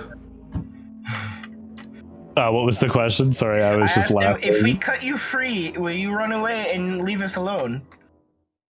No, I'll fight you. Okay. All right. I'm not done yet. We'll leave you here. He's Let's still go like find swearing this, at you. Let's go find this place. Right. Your sister friends, we're gonna go pay them a visit. You let them know. The Ascendancy is coming knocking. You see like a flash of something. It doesn't look quite like fear, but frustration. Intimidation check with that. And can I assist him? Because it's like, if I see you again, I'll kill you. You saw what I did to you in one fucking attack. Yeah. That was me holding back. That was him holding back. Not even my final form. This isn't even my final form. For intimidation, that is a 18. 18? With advantage. It's hard to tell what his expression is because he's upside down squirming, but message received. All right, let's go, fam. All right. It's been 2 long rests. Okay. Mm-hmm. You guys, at least some of you, are pretty beat up as well. Oh. I'm gonna use. Fuck. What is it? Aqua's just like, help. Please help. No, I'm fine. Oh no, you're fine. Moss is still like, help. And Niall's not doing great. I'm gonna use my spell thing when I get it back. I don't know where it's at on this Foundry's Wait. head, but I can be in my spider form for I think about 2 hours. Can I just be a taxi for Moss for now so he can just rest? Yes, absolutely. And then once I notice Niall starting to like debuff, he can hop on too. Starting to debuff. All right, hop on. When does this happen? Well, I don't know. I thought we were all walking towards the house. the wear off effects of this. Oh God. Because it only kills you if you roll 3 6s, so you're not going to die. It was a 4, a 2, and a 3. Yes. Yep. So 9 total. Okay. you need to roll a Constitution saving throw. The DC is 12 plus the amount that you rolled. So the DC is 21. You have a +5 to saving throws. You should be okay. Okay, wish me luck, guys. Keyword should. Should. Unfortunately, I am myself. So You have to roll a 16 or higher. I have not been rolling very well today. But hopefully, you'll prove me wrong, dear dice of mine. Nope. That's an 8. +5. 13. So 13. Can a volunteer please roll a D6, please? I got it. 4. You take 4 levels of exhaustion. Oh my god. Yeah, you're definitely hopping on. Yep. 4 levels of exhaustion is let's see, disadvantage on ability checks, your speed is halved, disadvantage on attack rolls and saving throws, so disadvantage on everything, and your hit points are halved. I'm sorry. So you lose the con buff, so you go back to your normal. Actually, hold on, this is dangerous. So you have 35, which is now halved to 17. You took 22 points of damage. Yeah, you fall unconscious. So I literally just fucking fall over. You go to 0. You're not dead, but you fall to 0. Oh, that's I will make sure Niall is stable. That's so Can I funny. do like a medicine check? Yeah, you can definitely do a medicine check. That's so funny. So even though this could not have killed you, it just knocked you unconscious. Yes. 22. 22. You are stable. You're no longer making death saves. You're at 0. should maybe not that I would prefer us to, but maybe we might need to wait before we confront the sisters. Yes. A brief I was rest, just like, perhaps? oh, Niall's fine. A brief, Nope. more like a night's sleep before we rest, because Right. And I don't know when Niall will with wake up. your spider form, perhaps you might be able to make a place for us in the trees? Question. Can I understand everyone? Yes. Yeah. But you Save your can't mental speak. stats. Yeah, you're Just well no one shaped. can understand me. Correct. Cool. You're just like, Just pincer clack. One click means Once for yes, yes. twice for no. That's so good. do a little. Yeah, I'll like kind of like Spider shake, butt dance. do like a little like vibration, like. I out of hate that. excitement. Why are you describing it like that? Why are you twerking? It's not twerking. It's like the legs and like the hairs on their body starts You're to like chittering shake like that as a Yeah, response. as a for Like a excitement. I'm like, Literally oh, I whole get to make body a point. shakes. Because Okay. the reason why my whole body shaking is because Bringing it back. What are you guys doing? What is I'm the plan? making a tree fort. You're We're making a gonna- tree fort. Okay. We're gonna do it. Can we go a little bit of a ways away Yeah, from we're going away. I'm gonna close Foundry because we're likely not gonna fall into combat until next session if we do. So thank you so much for that. You guys can move whatever distance you think is safe enough so you no longer hear him swearing at you. maybe a couple like miles and like towards like Sure. hopefully towards the edge. Sure. Yeah, you travel for a little bit 2 to further, no 3. problem. Easily enough.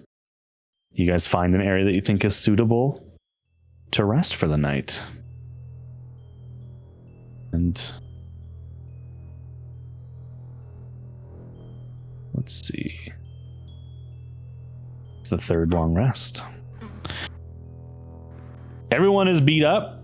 Not everyone. A lot of you are beat up. Not feeling the greatest.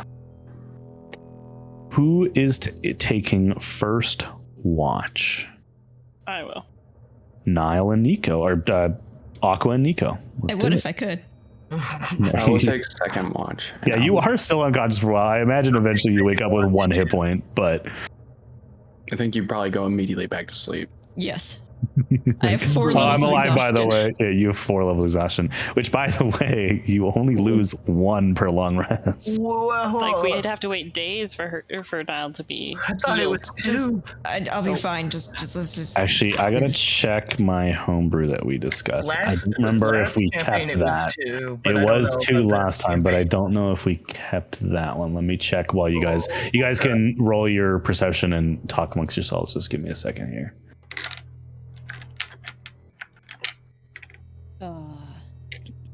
Persopadoodles. Perception. Nope, not in P2. 1 per long rest. I'm in danger. Is it any per short rest? No. There are things you just can use hit take. die to get health back. There are things you can take to recover 1, but I don't know if any of you guys had that. You could try also, taking if you the- talk to Niall, he's gonna say, "Let's go do this thing anyway." Yeah. That's true. We don't have What are any the perception weapons, checks? really. It's up to your primary I character. got a nat 20 for a 22. Ooh. Thank We God. have Because I got a nat 4 for a 10. That's still good. Double digits. All right. Not bad.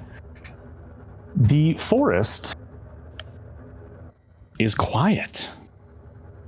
There is no chittering of animals. There is no crunching of leaves or branches as creatures move through the night, which is to your advantage. It is easier to hear. Every now and then, just the way the wind carries, the way the echoing of the forest, you hear a expletive yelled out from miles away as it echoes off of one side of the mountain and then hits the other side, and it becomes an echo chamber. It is very faint. Can we understand what he's saying? He's just swearing at you. You can think whatever you want. That's what he says. That's a very harmful word. Or the 2 of you that are awake, and Moss, who's just kind of like idling. Totally asleep. No. Character animation. Sadly looking at the orb. Guys, calm down, please. Sorry.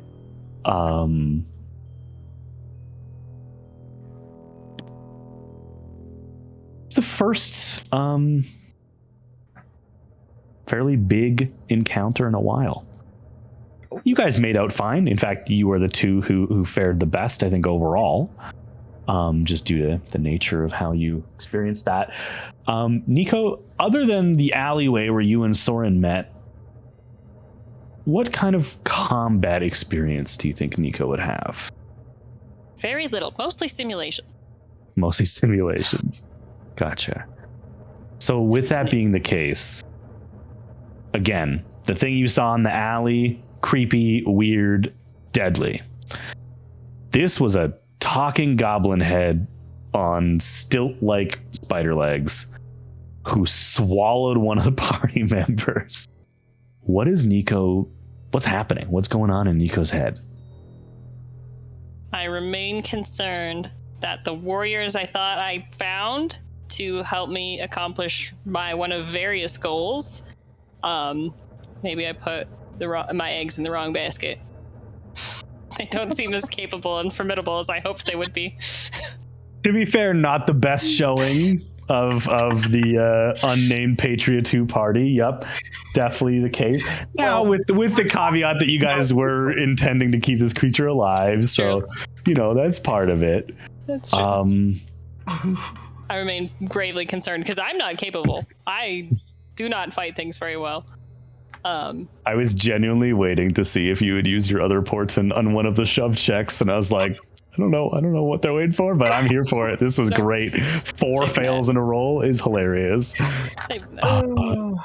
So good. Which, speaking of, on the rest, or before I start my long rest, I do have a spell I would like to cast.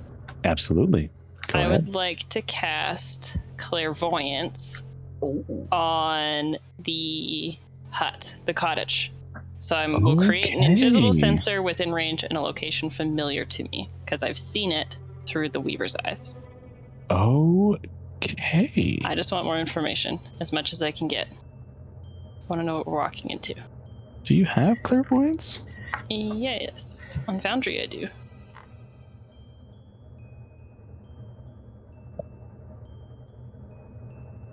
And it's only a 3rd level divination, and aren't they level Oh yeah, 5? yeah, you do. I'm level I'm just blind. You got it. Yeah. Okay. You cast clairvoyance. Just being weird. Hold on one second.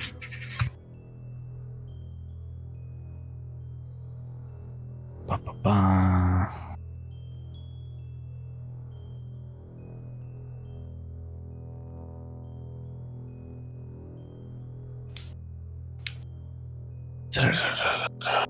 You have a foe. When you choose seeing or hearing, you can choose the chosen sense through the sensors if you were in its space. Oh, it So- isn't. I want to well, try and open. get the sensor as far, because you said the door was open. So I Correct. want to try and get the sensor as far into the door as I can get and see what I can see first, and then switch to hearing and hear what I can hear. Okay. Absolutely. I'm just going to check one like how- thing here. How far away is this hut?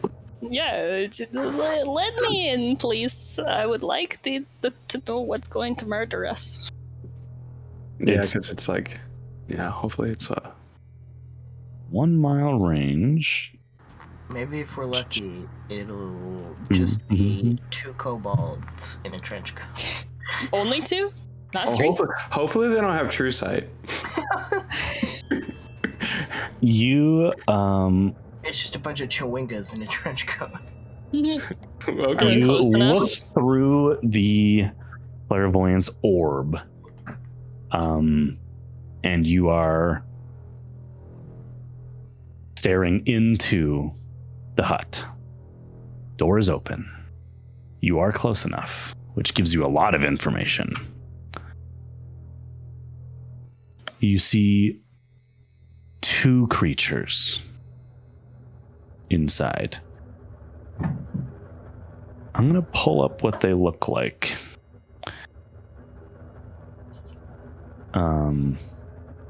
Because they're fucking crazy. Hold on. Rather than trying to describe them in a vivid detail, I'm going to show you what they look like. Oh no. But What for the about- podcast, for the audience, Yeah. the first creature you see is a kind of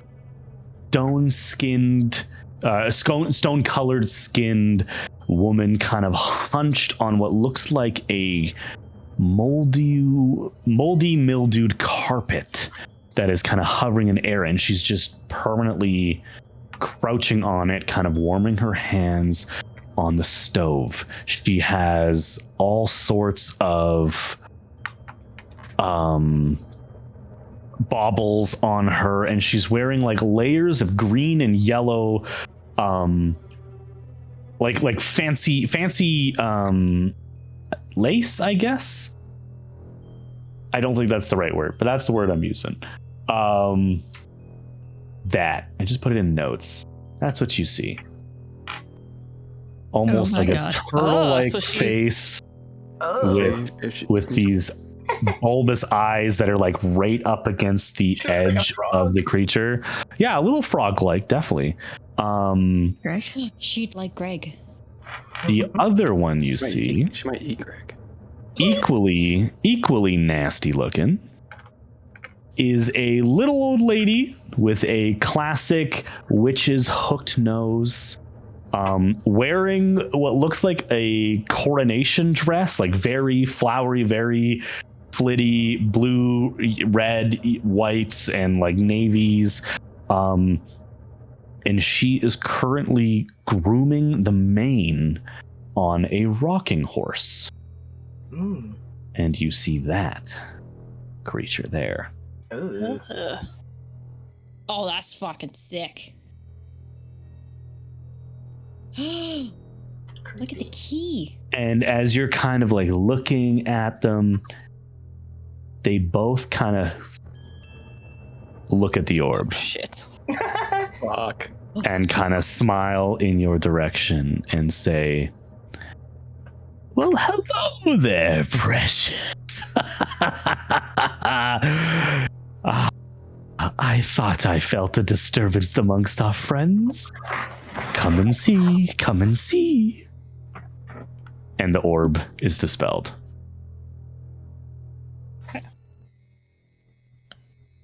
Anything else that I could glean about the inside of their hut, or It's anything fairly else small. of note?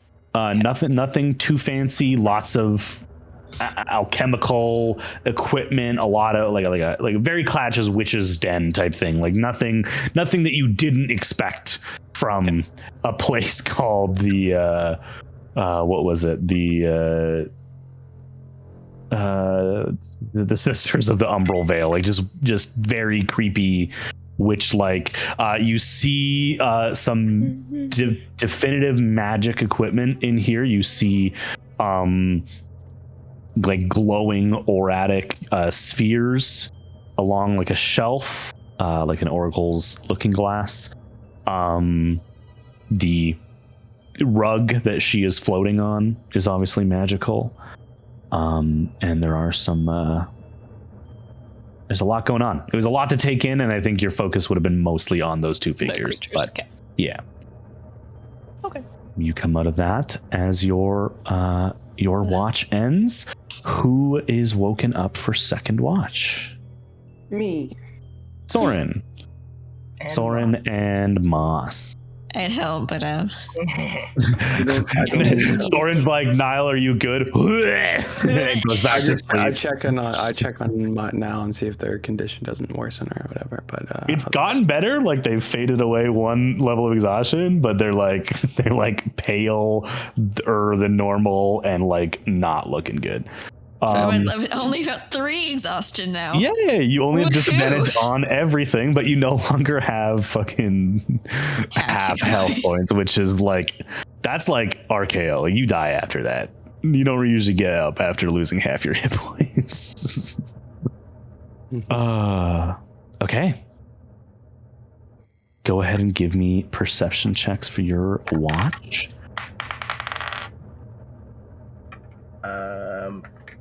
Not great. 21. 22. 22. Cool, because I got a 9. 9. Okay. You guys are keeping on. Again, the forest is quiet. 17 plus 5. Your watch is not a problem. Soren looks at Moss and he's like, I'll be back. And then he just like walks off to like maybe like a couple like 20-30 feet away from the camp.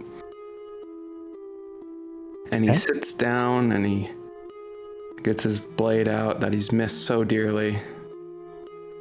And he does what he normally does when he's trying to summon Katara. He like slices his hands open and lets the blood flow down into like a bowl in front of him. And he like closes his eyes and he's like kind of like calling out to her. He's like, did you know the whole time? Like referring to your soul. Him. Yeah. So we're going to step out of the game for a second. We're going to go into DM talking to player for a second here. Yeah. You do not yet understand the mechanics of your god. Yeah, they are new to Patria, right? You are teaching the audience, our fellow players, and yourself as you experiment. For whatever reason, this roll, you are going to roll a religion check. Hold on. No, I'm just picking which dice I want. You're picking your dice with disadvantage. Disadvantage. Because you're in the Feywild. Yeah, I figured. And it is a contested roll. Ooh. Okay. So What do you say? Or you can repeat what you already said if you'd like. Yeah. Did you know always that my soul was what it was? Okay. So there's no DC. You're just trying to beat a roll. I can tell you what you need to beat if you'd like. Or do you want to roll first? I kind of want to roll first. Okay, you go ahead. I'm going to roll now. I'm not going to tell you what I get. Well, fucking disadvantage. I just got a nat 20. Well, at least I know that if I roll high, then I don't have then that's what it is. Like, oh, You fuck got me. this. Oh, fuck yeah. That is, where are you at, religion? 17 plus 5, 22. Yes! Could I guidance myself too? In this moment, I will say no. Okay, This is more I figured. spiritual. Yeah, I figured. 22. Trying not to spam guidance, but All good.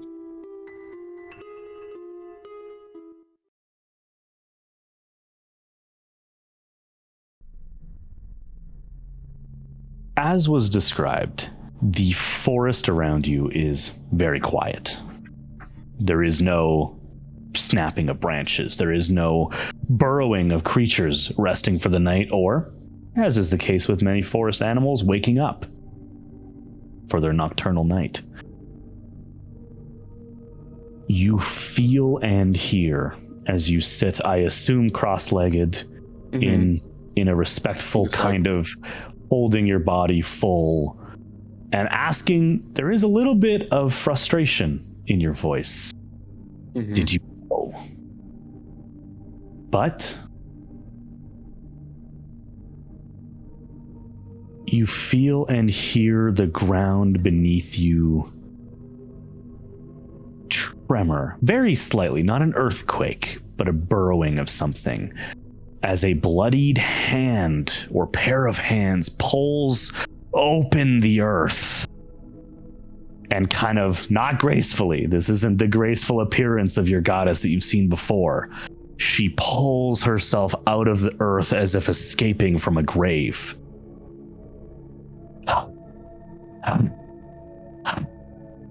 What are you doing here? She's angry. trying to save my brother. I hate this wretched place. Did I know what?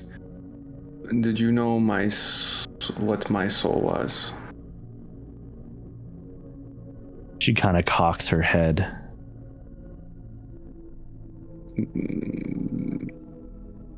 That it doesn't know who it is.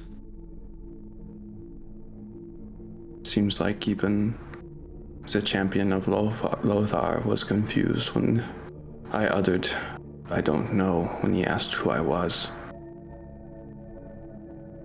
She takes a long pause as she's kind of letting you speak and kind of say your piece and give her information that she might not have. You do not know exactly how her domain works, what she can see on a given basis. Mm-hmm. Interesting. Do you know who you are? I thought I did. But because my soul seems to not know who I am, it's kind of, I don't know, freeing? She strikes the ground with her clawed hand, her nails manicured but long. And as she does, again, as you've experienced with your goddess already, the perception is so hard to wrap around, it's almost giving you vertigo, as suddenly she is sitting next to you, the size of a cathedral. And you look into her eyes that are now taller than you are, big enough even to see your reflection in. You look into her eyes and you see the reflection of yourself. And she squints, and as if a snake, or I think it's an alligator, kind of covers its eyelid, it clicks into a second lens, and you see what was described to you by your friends. Your soul being pulled out of your form in the champion's hall, in front of Lothar's champion, in front of your friends, in front of strangers, people who know your father.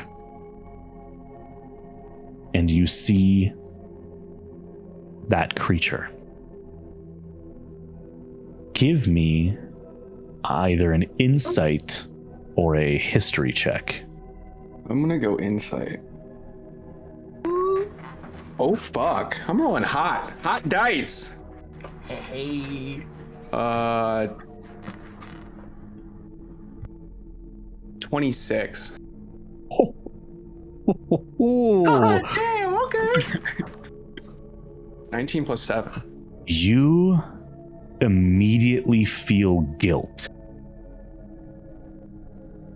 And you have no idea why. But it is a strong, almost violent reaction of guilt.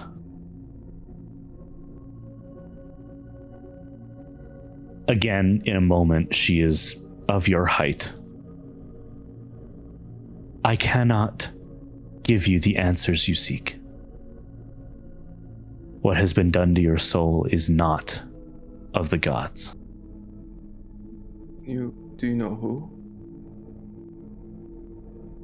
She kind of reaches out a hand, again, these clawed yet manicured fingers, and nicks your cheek enough to get some of your blood on her nail.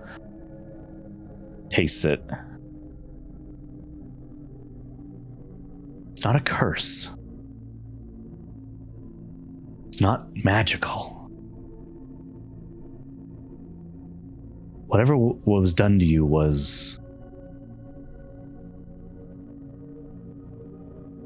In the most common way of saying it, it was not special. This was not magic. This was not a curse.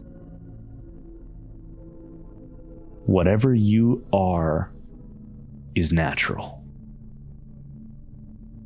Or rather, whatever was done to you. I know one person you could ask. I think I do too. I think you do too. I do not. I would rather not ask him that, but if he knows, he will tell me. I will make him. Yes, you will. What is going on here, anyways? We are, I don't know, trying to get allies so we can pass through the plains of, what is it? It's not Ember, it's Merciless Amber. the Merciless Amber, not Ember. It's Merciless Ember. I don't know, to see why Moss's powers are gone, and what is going on between the Nine and the Ascendancy. Do you have a hand in this? No, I keep far away from the Feywild. But I will say, whatever is going on here has been nice and distracting for my kin. They seem to be focusing a lot of their resources on this side of the aisle, so to speak. Oh, you are not involved with the declaration of war that the Ascendancy is proposing against the Nine. She raises an eyebrow. Interesting. I was not aware. Well, I suppose I have some work to do. I suppose you do. Someday soon. I make no promises. You have to prove yourself like anyone else, but someday soon, I may call on you to be my champion. Be ready. What does that entail exactly? There's plenty of time to discuss that. For now, get your brother back. I intend to. That girl you're traveling with, who is she? The wizard? Yes. Just, she is just someone we met. She... Oh... I was also... This is kind of weird, but I was attacked when I discovered my brother was missing, I was attacked by someone who also could wield similar magic to me. More shadowy, but still, it seemed blood-based in nature. But that's where I met her, and she's been looking for her mentor. And she said her mentor knows more about portals and can hopefully help us. I don't know. I don't like relying on other people to solve problems. Portals. Is that how you got here? Yeah, a machine that created some portal. Now, Soren, I am not going to be the one to tell you to make friends. I hate friends. But I would suggest making resources. Having someone who can make portals. Potentially safe ones, even. Now, that's something I could use one day. I will see what I can do. Just keep that in mind. Everything is a tool. It's all in how you use it. Exactly. If that means you need to be more diplomatic than, means to an end, right? Right. All right. Please do not call me again while you're here. Okay. I hate it here. And she spits on the ground. I am not fond of it either. Yeah. And she has very little power in the Feywild, so she jumps in the hole in the ground and disappears. All right. Well, I'm gonna make a note that you just told one of the children of Kaela that a war is coming. No, don't shrug. It's all good. That's just amazing. What do you want me to do? That's my god. That's awesome. amazing, man. I love it. They don't like. Of all people to have in the Feywild, I'm probably the worst person. Dude, to be fair though, this is just kind of how it works in Patria too, because the gods are not revered in the same way. Like, in fact, it's almost weird how reverent you are with yours, but it's more of a, at least at the moment, a business relationship. But yeah, it's like a casual, straight up told her war's coming. Ring the bell. Okay. I mean, Just so you know. I love that. I love it. 10 out of 10. I think Bear's dying. I intentionally told her so. I know. Oh no, I'm here for it. This is great. This is great. I love it. I am pulling my own strings here. I'm just like, I was You're hoping just giving me so much. I was hoping maybe she wasn't going to immediately sound the alarm, but it sounds like she's going to do that and take advantage. Moss doesn't know anything. Anyways, Soren, what do? You head back to the group? Yeah. Okay. We finish our long rest. I mean, Moss would kind of. Oh, yes, sorry. Yeah. Did you go and speak to them? Yeah. How did This is way too joyful. What is happening? Oh yeah, it was so nice. It was wonderful. There you go. Turned into Aqua. Yeah. He's got range. He's got range. So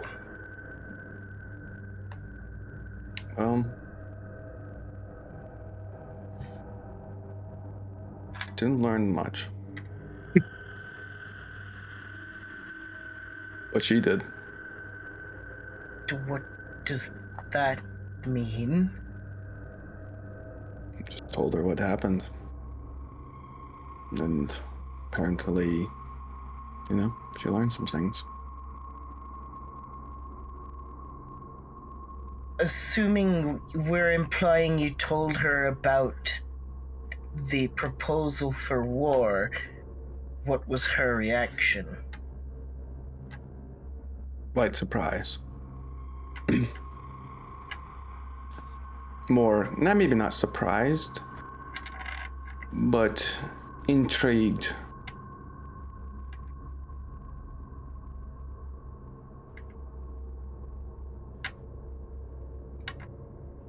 Should we expect this to bite us in the ass?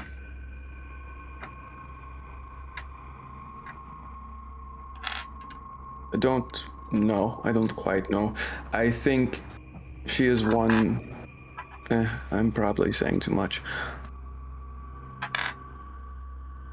I mean, I feel like it's a little fair if you've condemned my entire people to, I think she didn't even like her time here, so I doubt she would.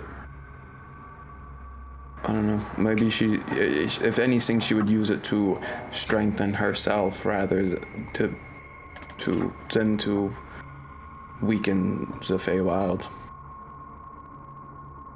Using that information against them or against the other gods. I don't know, but she was intrigued.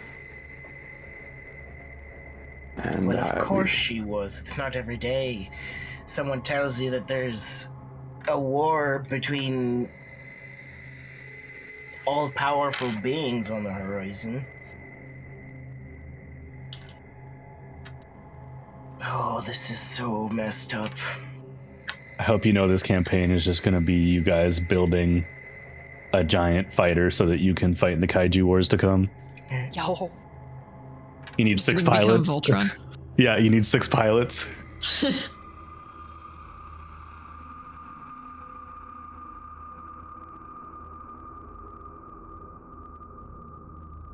All right.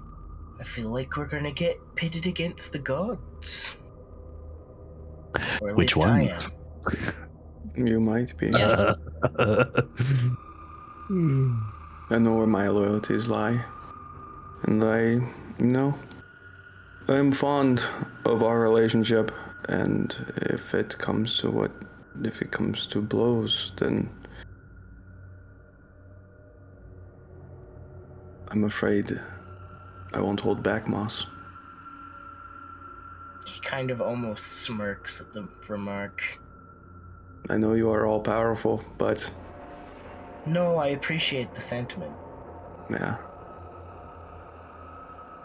Let's hope it doesn't come to that, because I've grown fond of everyone. I'd prefer very much we stay on the same side as well. I will try to, I don't know. We will know in due time what will happen, what will become of the information I gave her, or what will become of this war. Right now it is in the, maybe not infancy, but it is in the early stages, and who knows if there will be one. Right. I'll be right back. I guess it's only fair if I try it again. Yeah. Understood. Moss climbs down and walks to he finds the spot where Soren was like, why is there so much... Oh, right. Okay. It was like a mound of dirt just covered in... All right. Blood magic is wild. Then he'll try and commune with the Lady of Nights again. Give me a persuasion check. Oh, God. Persuasion. Mom, please talk to me. I need you. Could you come pick me up? I'm stuck in this forest. Do I like? Oh, they like, started doing I Fortnite dances. nearly died. I don't know what's going on. It sounds like you're declaring war on the gods, and you've kept me out of everything.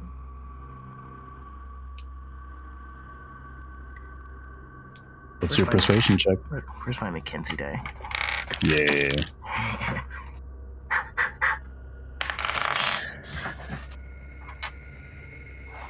That is a. Okay. I thought it was a 9. It's a 19 plus 9. Oh, 28.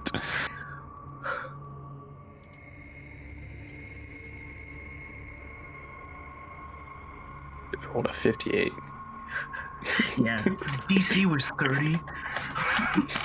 DC was 800. DC never was roll. 29. You'll never roll. You DC 58. 28, hey? Let's see.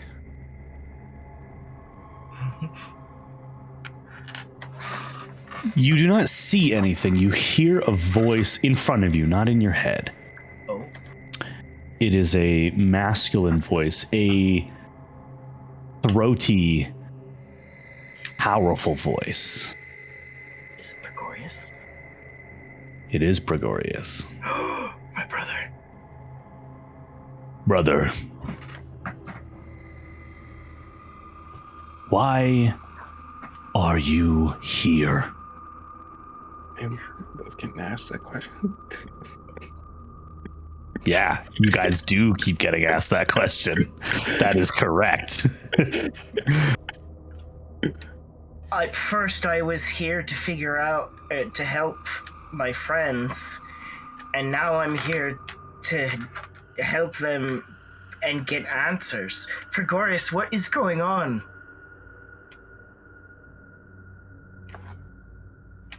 Everything is happening. Do you think Mother protected the Feywild to keep it in a ball? Do you think that we were brought forth to keep the status quo? Our very life force, the energy that created you, is ours and ours alone. Kyella, that stupid bitch, when she thought she had the authority to take it from us, Glorious. it won't happen again. She won't get the attempt. What part of that means leaving me defenseless? Your magic, it is unimportant. It is besides the fact of what is happening here. Your magic is right where you left it.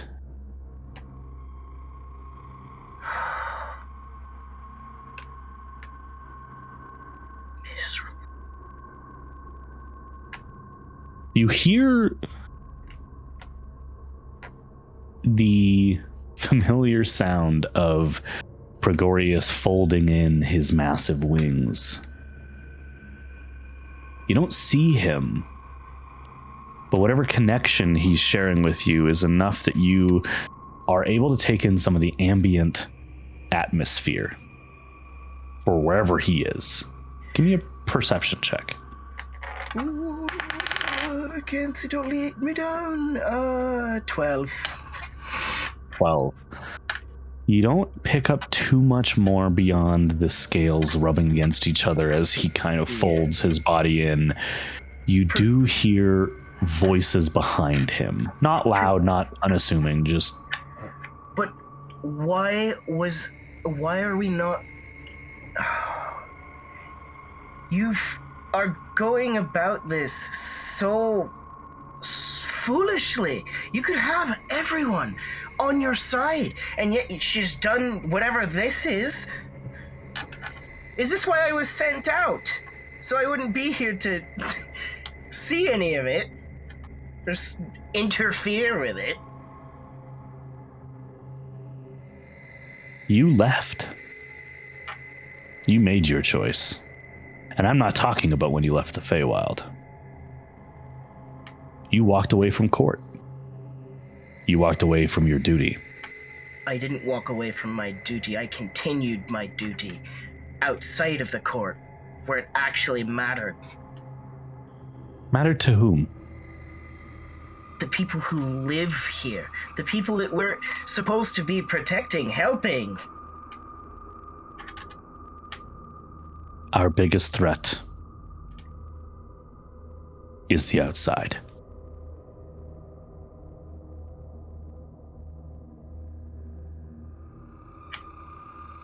We await you. We know you're coming. You won't surprise us. The gate is open. I didn't figure I would. After Listen. all, Mother controls all the portals, or at least she knows where they are. Listen. You're still my brother. And you're still mine. You can re-enter the fold.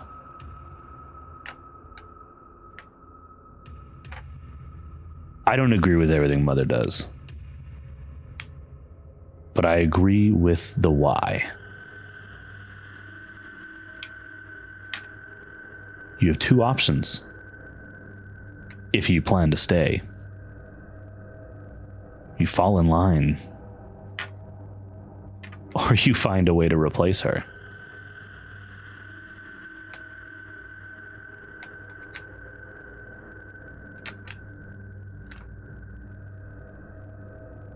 Moss, like, he can't see Gregorius, can he? No, this is all audio.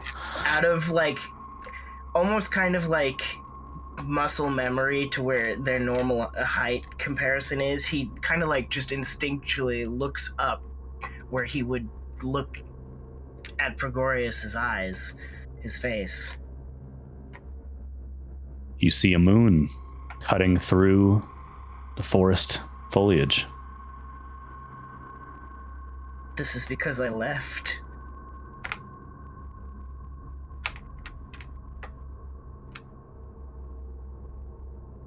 You don't hear a response, only the flapping of wings.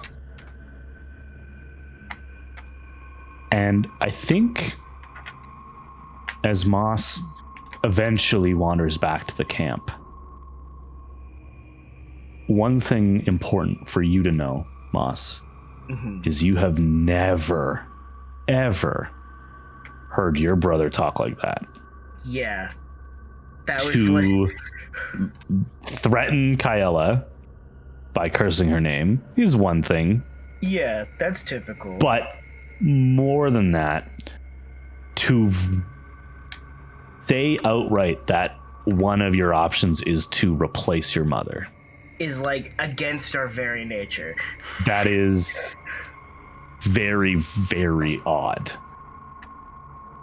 As you head back into camp and we all finish our long rests, that is where we will call session 19.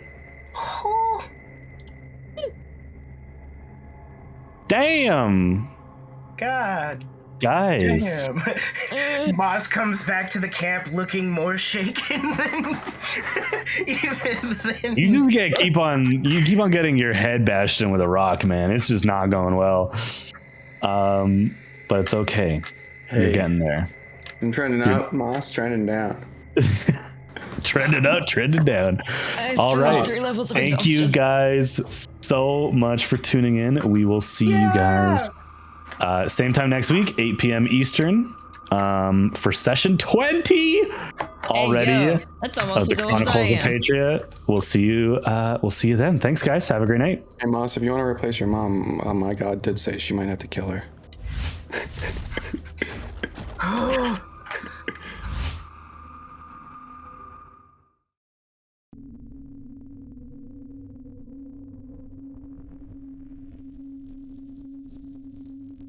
Flashes of thunder, lightning, a red-hewn sky.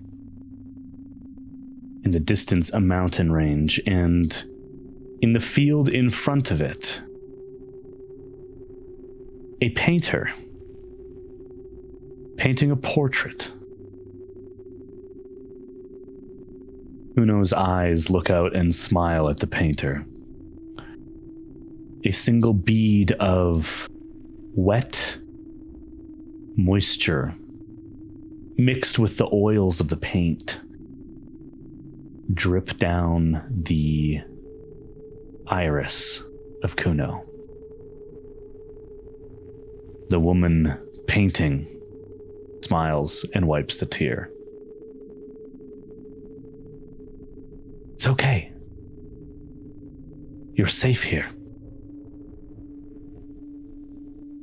She can't get you here.